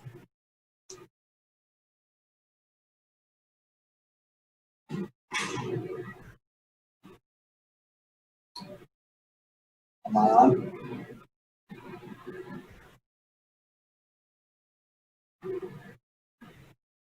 Can you hear me? Yes. Yeah, we can hear you. Go ahead. Can I have the next slide, please? I'm assuming you heard the first part of my presentation. As background on the city's road program that I was requested to provide an update on. Last August, Public Works provided to council a report on the health of Vacaville's roads and the street maintenance program. In summary, we have nearly 300 centerline miles of roadway and a robust maintenance program established to maintain them. Budget cuts made to the road program resulting from the recession experienced in 2007 through 9 had a significant and detrimental impact on Vacaville's road network, wherein conditions fell from a very good condition rating to an at-risk condition rating, most significantly caused by the 5-year gap in the slurry program. This program was a cornerstone of our road maintenance, but with limited funding, we were forced to focus on arterial overlay projects, fixing those streets with the highest traffic volumes, which are the most expensive to maintain. An ancillary result of the slurry seal hiatus was an increase in what we refer to as the maintenance backlog. This can be defined as an accounting of the cost to fix degraded roads, which is beyond the capacity of our program budget to pay for. The backlog is represented by the red and orange on the map and consists of about 20% of our streets. However, this year's program will make strides to effectuate some reduction in the backlog. Next slide, please. So the good news is that recent gas tax funding increases provided by SB1 and coupled with generous Measure M street maintenance contributions have provided Public Works the opportunity to expand road maintenance and rehabilitation efforts over the past 3 years and moving forward into fiscal year 2021. We have covered a lot of road in 3 years, allocating new funding sources and expanding our toolbox of treatments to stretch our program budget and add years to the road network's life expectancy, including employing more environmentally friendly treatment applications. In fact, since 2018, incorporation of scrap tire rubber into treatments has removed nearly 40,000 scrap tires from landfills, and partnerships with the county have resulted in city-county interface roads being performed under county chip seal, which includes this year's program from the county that will will provide chip seal on Midway Road and North Leisure Town. Next slide, please. So how do we select treatments to be used on roads? Well, we use software called Street Saver, and it analyzes the network and programs the budget and outputs a list of streets that we should fix. But the program recommendations target best overall network condition increase, and they don't take into account other factors. The recommendations are used as a guideline, and engineering judgment, geography of the road network, layout of the maintenance zones, and other selection criteria supersede software recommendations. But in general, our public works street crews are continuously working to fix potholes and perform patching based on inspection and resident complaints. Our slurry seal program annually allocates funding to seal coat residential and low volume collectors. And our arterial and high volume collectors are programmed for treatments including crack seal, overlay, or others based on their life cycle, their current condition, and the availability of funding. Next slide, please. So since 2017, the street maintenance program has provided nearly $9 million of road maintenance construction, covering over 80 centerline miles. In comparison, in 2014 and 15, we were able to perform $2 million worth of slurry seal in the areas shown highlighted in yellow, and that was about 45 miles of residential streets. It's easy to see the impact that funding increases are having on the program. Next slide, please. So on tap this year is the 2020 slurry seal, our largest single road project amendment at nearly $4 million, covering maintenance zones 6, 11, and 12, and adding additional streets addressing some of this maintenance backlog I previously referenced.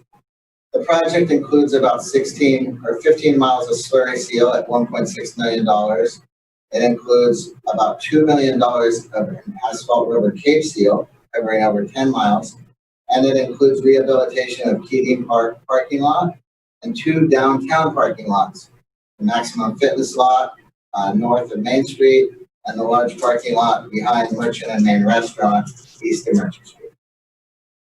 About $250,000 of additional work will be performed at Keating Park to improve drainage conditions, concrete sidewalks, and access. Next slide, please. So what's an asphalt rubber cave? Well, it's simply put a tool that we can use to reduce some of this maintenance backlog.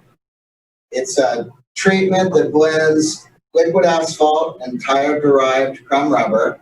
It binds the asphalt chips in the mix and creates a more elastic mixture that is capable of bridging cracking and providing a durable road treatment that limits crack reflection and can be used on worse conditioned roads than slurry coating can. It responds well to temperature cycles and loading, and it's about 1/3 the cost of conventional treatment. So Public Works consulted with industry experts and other agencies and found that asphalt rubber capes are being used with a great deal of success around the region. An example is shown in the photographs taken on Scooter Way in Suisun City. Top photo represents the before condition taken in 2008. It had significant cracking, some cracks exceeding 1 inch, and an asphalt rubber cape seal was applied in 2008 to the road as is, with no crack sealing or dig outs or anything. The photo on the bottom is taken 11 years later. As evidence, the road shows excellent wearing and very little degradation. It shows what the asphalt rubber is capable of. Although this may be an extreme example, we are using the asphalt rubber cape for the first time this year on over 10 miles of roads and on the parking lots mentioned. These roads would have otherwise been left out of this year's slurry seal, and we anticipate this cost-effective solution will be used on more streets in the future as a bridge between reconstruction and slurry coating, and will provide extended life to those streets which would otherwise continue to degrade. Next slide, please. So for this year's project, we advertised for public bids in April with an engineer's estimate of $4.3 million and received 3 bids on May 28th, ranging from $3.8 million to $4.6 million. Next, please. The bid summary breakdown is shown in the table. We received 2 local contractor bids, as well as a bid from Intermountain Slurry, a large road contractor out of Reno. VSS International was the low bidder with a bid of $3.817 million, approximately 12% below the engineer's estimate. Next, please. This project is funded by Measure M and the gas tax. Additionally, Public Works applied for and received a Cal Recycle grant to supplement the cost of the asphalt rubber chip seal. I'd also like to point out that $1.6 million of this year's program is funded by revenues directly received from Senate Bill 1 gas tax revenue. Next, please. So staff's recommendation tonight is that by simple motion, council approve the project plan, special provisions and working details, award the construction contract for the 2020 slurry seal to the lowest responsible bidder, VSS International Incorporated, out of West Sacramento, California.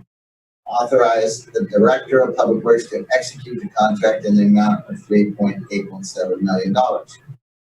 I appreciate the opportunity to provide this update on recent work provided by the Street Maintenance Program, and I'm happy to answer any questions you have at this time. Great. Let's just start with public comment. Anybody from public comment?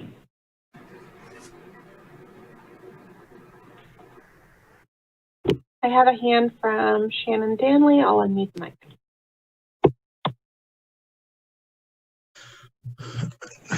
Just had a question. Is this the same stuff that was used last year, or is it different? Because I know we had our street seal last year, and we have them same potholes reflecting in my neighborhood, and it literally 5 months after it was done. Kim, do you want to answer that? This is Tracy. Thank you for the comment, sir. Sometimes the slurry seal has been used in the past on roads that really aren't suitable in their existing condition to receive slurry coating. We occasionally try that on roads that probably could use additional treatment. However, for the most part, the slurry seal is used on roads that are effectively in a condition to receive it. This year's product is the same, but we go through the effort of reviewing each street and evaluating its condition, and then we're going to apply this new treatment, the asphalt rubber cape seal, on those roads that are in a little bit worse condition than are really suitable for the slurry seal. So I'm not sure which road you're referring to, but normally the slurry seal provides a very effective treatment method for relatively good condition roads, and that's what we shoot to use it for. What would you add to Do we that? have any other? Sorry, Mayor, this is Sean Cunningham. I just add to that, sir, if you're still on the line, that if you call into the Public Works line, you can see the number on our website, let us know the address and we would come out and look at that. That work is still warranted, and we'd like to know where you're experiencing that condition.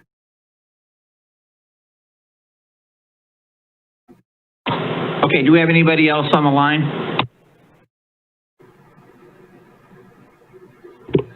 No additional comments. Okay, great. I'm going to start with Councilmember Sullivan. You kind of answered my question, Sean. Thank you for pointing that out. The second question I have is, I'm under the understanding that the bulk of this work is paid for out of Measure M and the gas tax. Is that a correct assumption?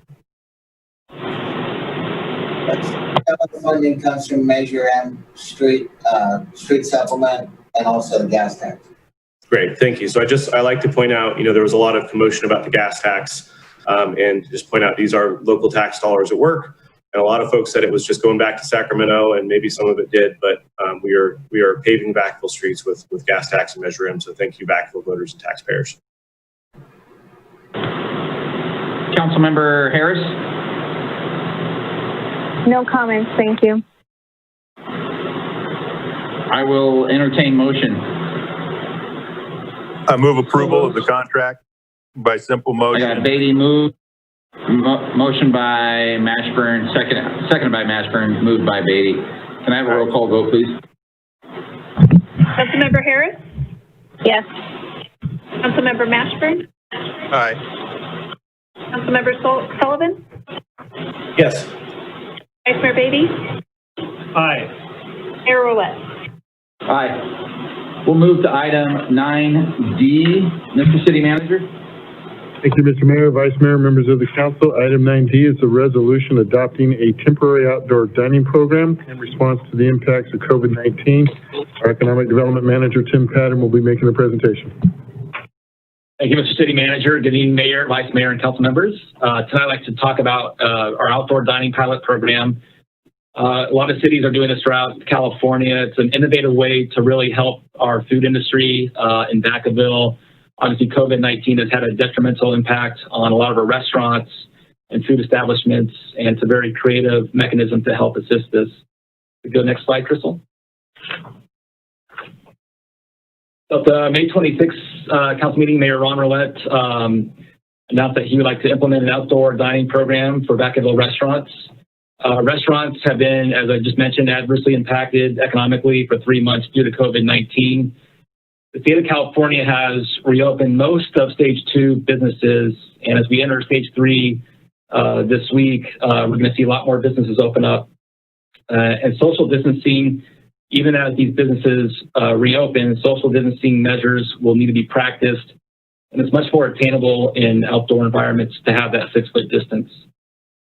Go next slide, Crystal, please.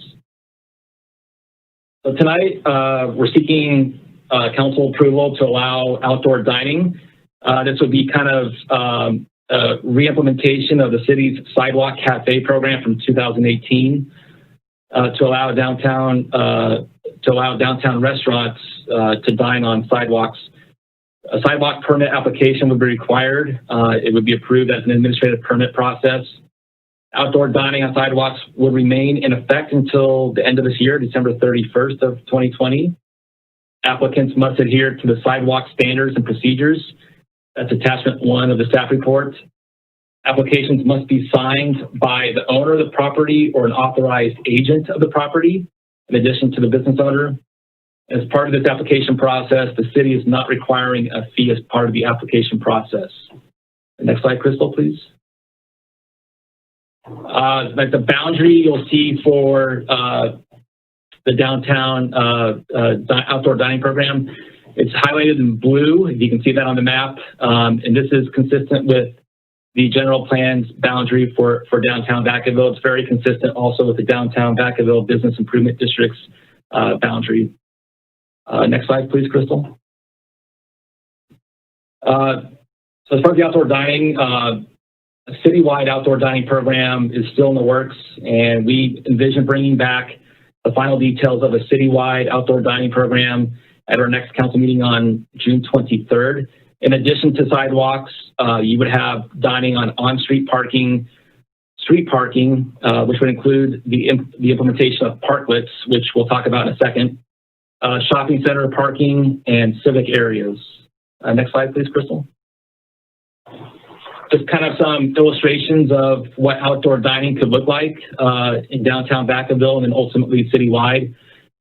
Just tables along, Main Street, for instance, where people could sit outside, be socially distanced, enjoy the great weather that Vacaville has to offer.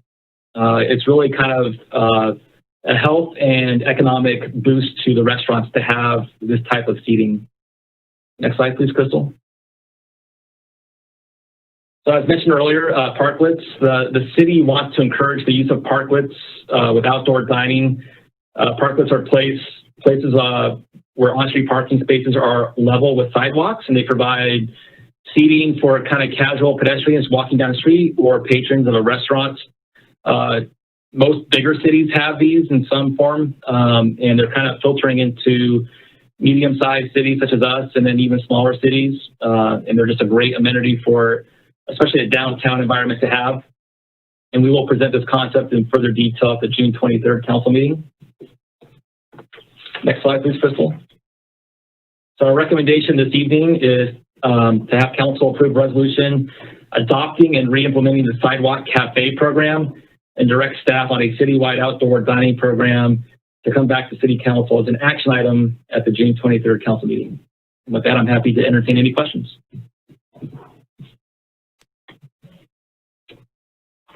All right, thank you.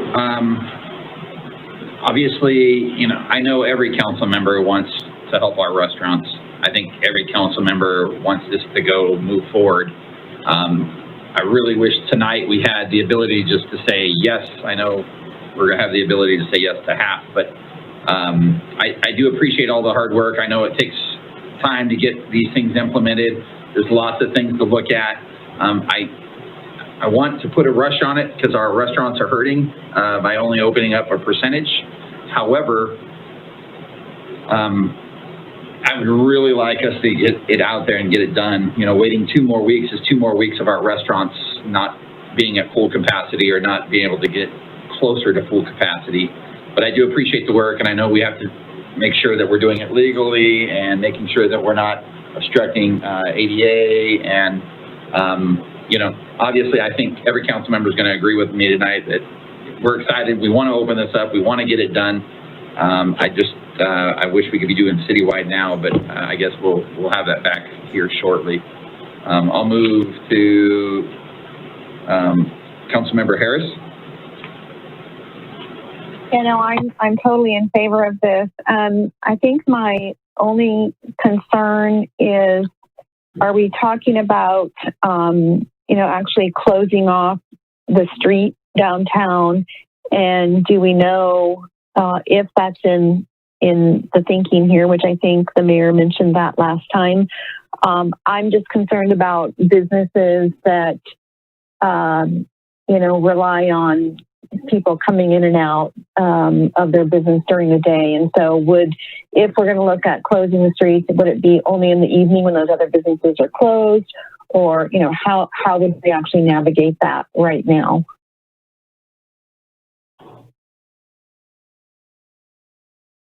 Okay, Councilmember Mashburn.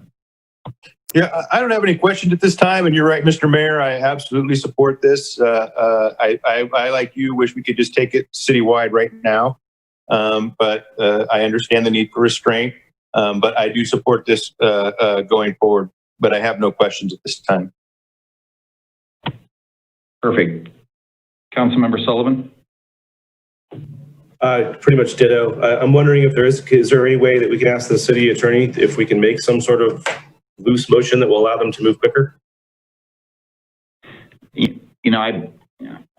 we can, but I do get nervous when if our staff is saying we can't, if we can bring it back to another special call meeting. We've done a ton of special call meetings, but yeah, I absolutely want to help people out. But if my staff member tells me he can't do it today, he needs to bring it back, I respect that. But we can open it up to the city attorney if she wants to speak. Yes, good evening, council. The resolution actually does give the city manager some discretion to expand the boundaries and expand the program without bringing it back to council. So that discretion would be part of your action tonight.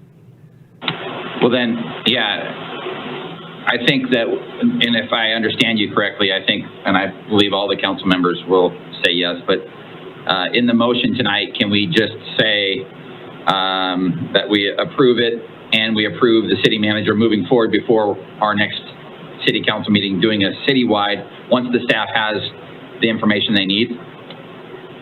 I think that would be appropriate. I think what we're looking at bringing back are things like parking, parklets, and moving out into the street, because this covers mostly going into the sidewalks and that type of public right of way. So that action as you proposed it would be appropriate, Mayor.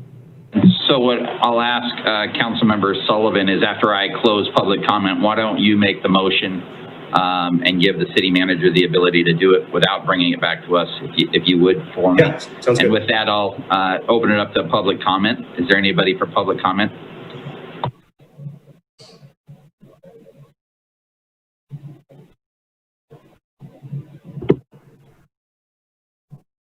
I see no public comment. Then I'll entertain motion, Mr. Sullivan. So I motion to recommend the approved action and to delegate the city manager the authority to implement this policy at his discretion and good judgment. including sidewalks and other building easements. And at a later date, they can bring back anything with parklets or streets. Second. Second. And Mr. City Manager, do you understand what we're directing? Absolutely. Thank you. Okay, I'll take roll call vote with, I believe we had a motion and 4 seconds. So then you could do this by acclamation. Councilmember Harris? Yes. Councilmember Mashburn? Aye. Councilmember Sullivan? Yes. Vice Mayor Beatty? Aye. Mayor Rolette? Aye, we'll move to, and thank you. We'll move to item 9E, Mr. City Manager. Thank you, City Council. This is our regular update on COVID-19 activities. Again, in the 2 weeks that have transpired between your last meeting, a lot has happened at the state level as well as at our county health officer level. So with that, I'll turn it once again over to our Fire Chief, Chris Concepcion, who will give you an update on what has happened. Good evening, Mayor, Vice Mayor, council members. I'm going to try to be as quick as I can here because I know it's been a long meeting. Crystal, next slide, please. Start off with the latest slides as far as California. As of 11 o'clock this morning, we're up to a little over 133,000 cases with 4,697 deaths. In Solano County, we had a little bit of a spike from yesterday to today where it's 610 cases with 55 of those cases active. We currently have 15 people hospitalized from COVID-19 and 23 deaths. Another number that's not on there for you is the number of tests that have been happening as far as Solano County residents has greatly increased in the last couple of weeks since we have those two testing sites. We have the county, according to their website, has tested over 14,000 people. And then in Vacaville, the number of cases has grown to 70 cases. Next slide, please. So as the city manager said, there were a lot of different things that have happened, both at the state and the county level. I'm just going to kind of summarize those things. The biggest thing is the movement from the state. The governor indicated that the state was going to provide the how to move through stage 3, and then the county was going to be responsible to determine when they would move through stage 3. And the county could move into stage 3, certain businesses, as soon as the guidance was given, or the how was provided by the state. And so here's a list. I'm not going to go through all of them as far as in the last couple of weeks that have come out, businesses that are allowed to reopen. Most importantly, for us here locally in Vacaville, restaurants, bars and wineries are now able to operate. And then finally is fitness facilities and gyms are able to operate. And then just recently announced is movie theaters are now going to start to open also. The big difference is the state is highly recommending that these businesses wait until this Friday, which is June 12th, and the county on their website has said that as of yesterday, these businesses could open as long as they're complying with the guidance that was provided by the state. Next slide, please. However, there are still several businesses that, especially here in Vacaville, that are still not allowed to operate. And most specifically, even though we've got hair salons and barbers are able to, we still are not allowed to. Nail salons are still not allowed to open. Massage therapy, not allowed to open. Tattoo parlors, body waxing, and the like. So those kind of personal services are still not allowed. And then even though gyms and fitness centers are allowed to open, saunas and steam rooms within those gyms are still not allowed. So there's a list there, still a considerable amount of businesses that are not allowed to open. A couple of things that are frustrating business owners here in the city and that we're trying to help them through is the fact that, for example, massage therapy is a good example. For example, massage therapy is not allowed unless that therapy is provided as part of a chiropractor's practice or through physical therapy. So same service through a different venue, and one's allowed, one's not allowed. A couple of the other things that we've been working through as far as the city is concerned, Little League games are still not allowed. However, conditioning for those kids and training in small groups has been allowed. So we've been working with the leagues to get them to be able to use the fields throughout the city for that conditioning. And then I know people are anxious about this.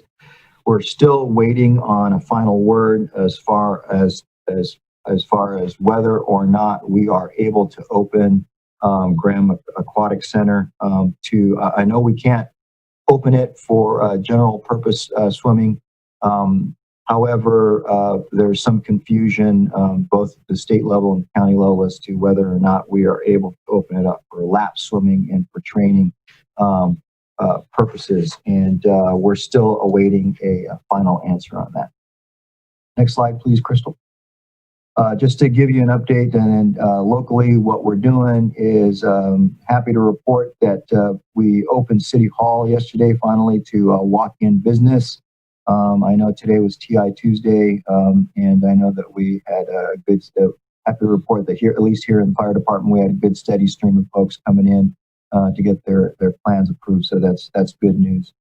We continue to do outreach with those businesses and trying to help them through the guidance and navigate both at the county level and in the state level as far as can they or can they not open, and what's the best way to do it. I know city managers having regular conversations with business groups that are still not allowed to open, and I think that's appreciated by those business groups. And then as far as at city staff level, we're continuing our education and engagement efforts.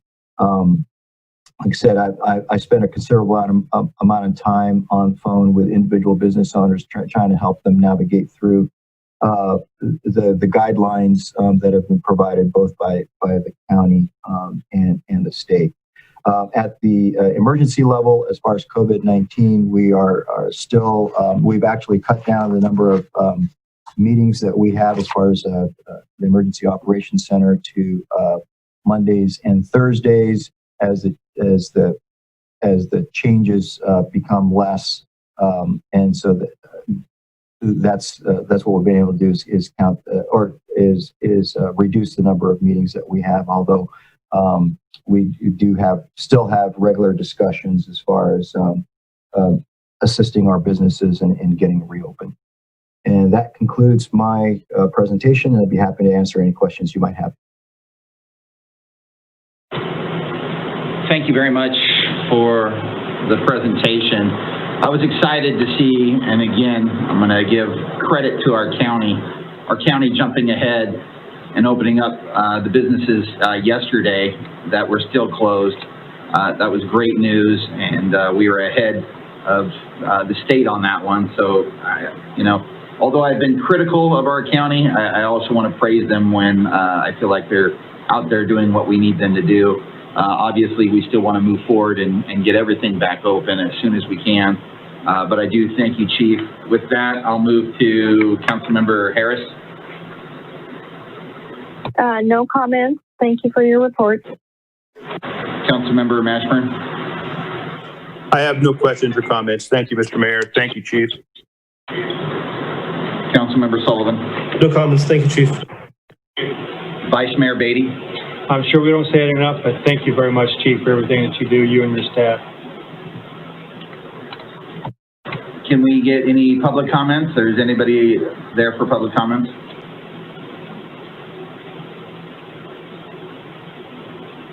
I see no I believe you said you don't see any hands. We'll move on to item 10, reports of city manager. I have no reports for this evening, Mayor. Okay. Reports of city council. I'll start with Councilmember Harris. Yes, I wanted to make a couple comments. You know, with everything that's been transpiring in our city and in our country, I want to personally, firmly stand up for our police department. I have a lot of respect and admiration for the work that they have done in the time that I've been in office, but especially during times of crisis. I could not have been more proud of them for how they handled the situations last Sunday, Monday, and Tuesday night when we had looters that were trying to destroy our businesses. And I was on that scanner a couple of nights, all night long, and it was unbelievable how they got no rest whatsoever, but they were on it. They were totally on it. And I am proud to say that I stand up for our police department. I know we had some comments tonight from the community, and I sort of feel like there's this change in, you know, responsibilities and accountability. And this is my personal feeling. I'm not taking responsibility for what happened before I was ever born. I take responsibility for how I act, what I do, how I respond to people.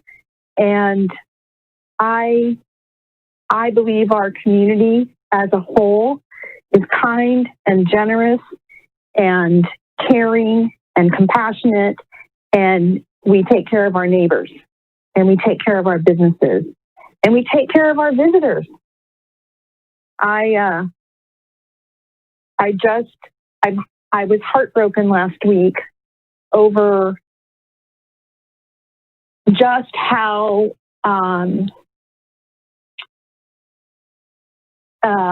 hateful people can be toward law enforcement.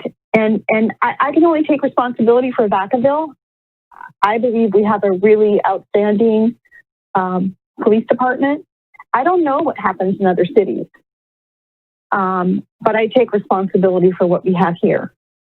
And is there room for continued dialogue and understanding and, you know, communication? Yes, there is. But again, I fully support our police department. I fully support our strategic goals. And I am so proud of our staff and so proud of this council and so proud of this community for looking out for one another. And that's what I want moving forward, for us to look out for one another, for us to continue to dialogue. But, you know, let's protect what we have. And that is a good community. Thank you. Councilmember Mashburn. Yes, I concur with Councilwoman Harris. What we went through in the last week in the United States has been epic and has been really a once in a lifetime experience for me, at least.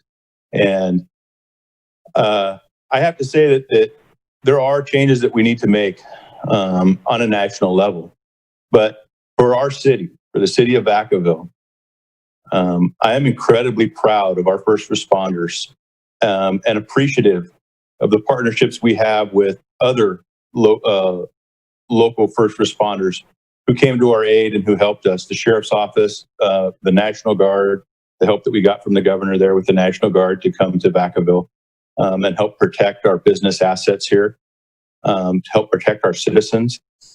I'm very thankful to the citizens of Vacaville for using their voice, but using it in a very peaceful and smart way, and not letting an element that could have really negatively affected their message and negatively affected Vacaville take over. And so I'm appreciative of our citizens for that. And know that I support you in your First Amendment right to voice your opinions and to have those opinions. I have been involved in law enforcement for my entire career.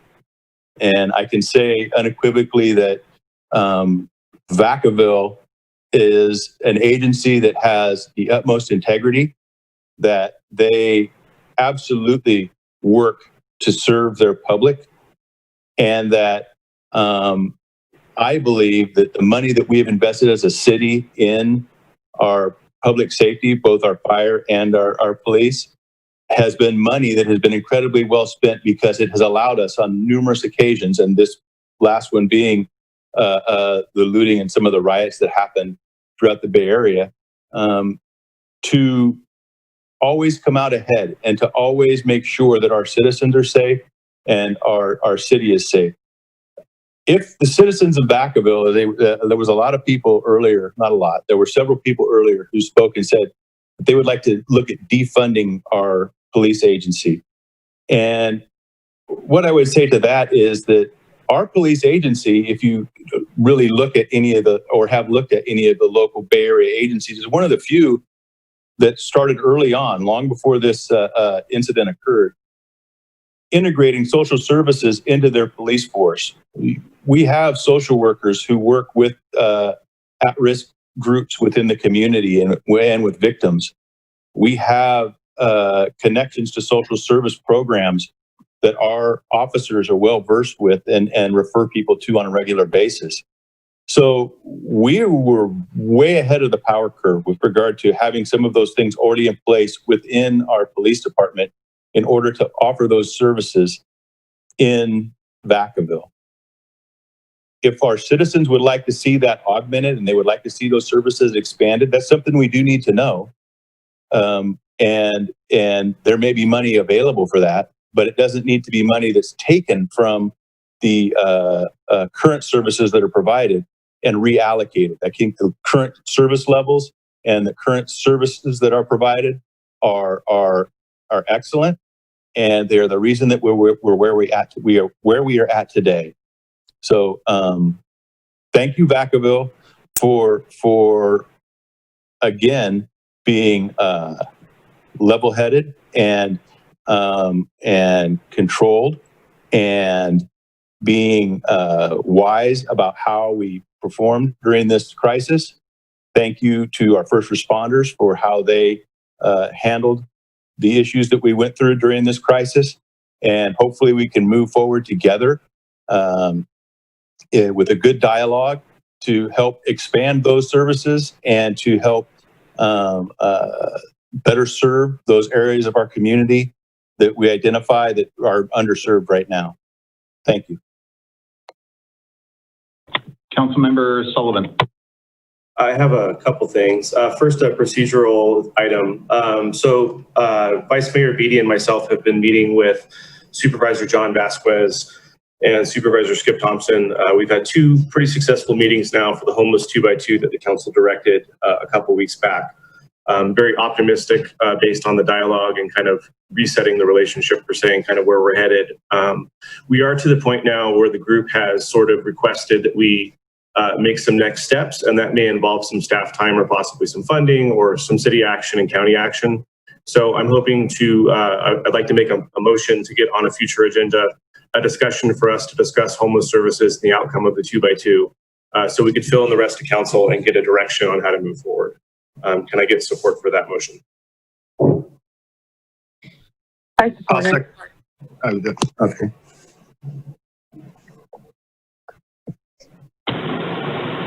Councilmember Sullivan, can you repeat your motion? Yeah. So I would like to motion to have staff put on the agenda, a future agenda, a discussion about the outcome of the 2x2 and homeless services with the county going forward. So we can update, I'm kind of rambling, but so we can update the council on our discussions and get direction from the full council.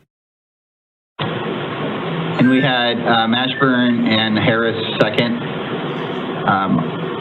We'll go roll call vote. Councilmember Harris? Yes. Ashburn? Aye. Sullivan? Yes. Vice Mayor Beatty? Aye. Mayor Roulette? Aye. Was that all your comments, Sullivan? No, I have two quick comments as well. Thank you guys for that. I appreciate the support.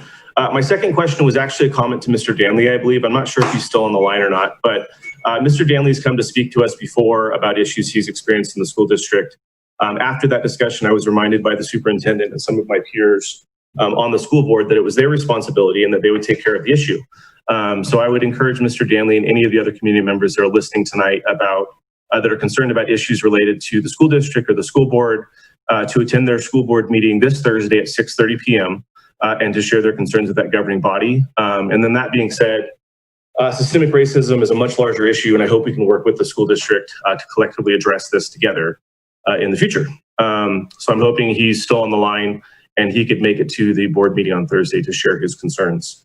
Lastly, I wanted to make kind of a similar statement to what my peer said. So here we go. I've come to the conclusion that being silently non-racist is no longer an option. With that being said, I'd like to formally say for the record that I believe Black Lives Matter and appreciate the peaceful protests. I hear your message. I also appreciate the significant and respectful response from our city staff. I understand that the everyday experience of our neighbors, some of our employees of color, is often very different than my own, and we as a city need to seriously address that. I don't have the answers, but I'm committed to asking the questions, being open, listening, and understanding that we can do better as a city, we can do better as a community, and we can do better as a country. I'm committed to working with this council, our community, our city, and all stakeholders to make sure the Vacaville that we all love is one where every resident feels safe, supported, and heard. Thank you. I'm done.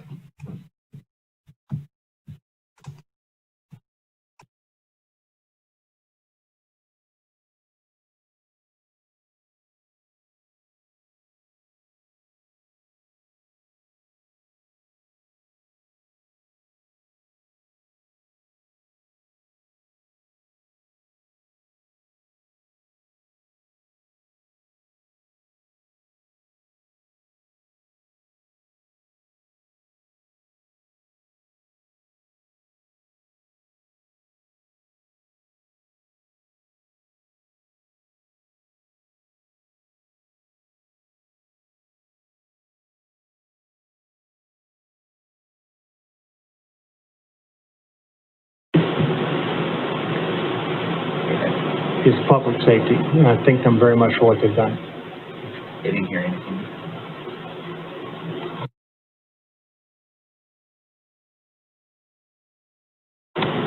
Beatty, I think you were on mute the whole time. Okay, I certainly don't mind repeating the whole process because I feel very strongly about it. The only difference between our city not burning and other cities that did is our public safety. I'm very grateful for what our public safety did for us and continues to do for us. As Councilman Mashburn mentioned, the money that's spent in order to maintain public safety is critical. Their training is critical. Their contribution is critical. I spoke to a number of officers during the process of the week that was unlike any week we've ever experienced in our history. Men and women who served for over 30 years in this department and said they've never seen anything like it in 30 years. And they were on the line 12, 14, 16 hours a day, making sure our city was safe. So very grateful for who they are, what they do, how they're committed to this community, and public safety is our community and makes our community what it is. Thank you.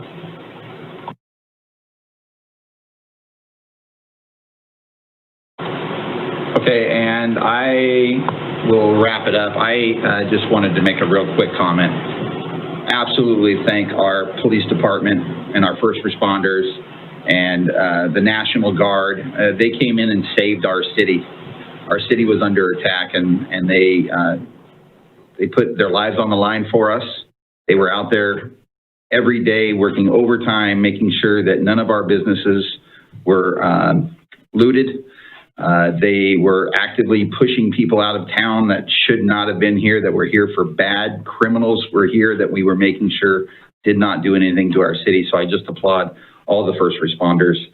And I also am working with Chief Carly and our city manager, and we will be bringing back a community meeting where the chief can let everyone know what our police department's doing, and we can let the public understand how far above and beyond we are with everything that we do, and we'll be open for anybody that would like to help us get better, because we can always get better. So we'll be bringing that meeting back shortly in the next few weeks when we get Chief Carly and our city manager on board with that. With that, we'll close item 11, reports of city council, and we'll move to payment of claims. I'll entertain motion. So moved or seconded. I've got a motion from Harris, Mashburn, second. Can I have a roll call vote, please? Councilmember Harris? Yes. Ashburn? Aye. Sullivan? Yes. Vice Mayor Beatty? Aye. Mayor Rowland? Aye. Moving to item 13, closed session. There is no closed session. So good night, Vacaville. Thank you.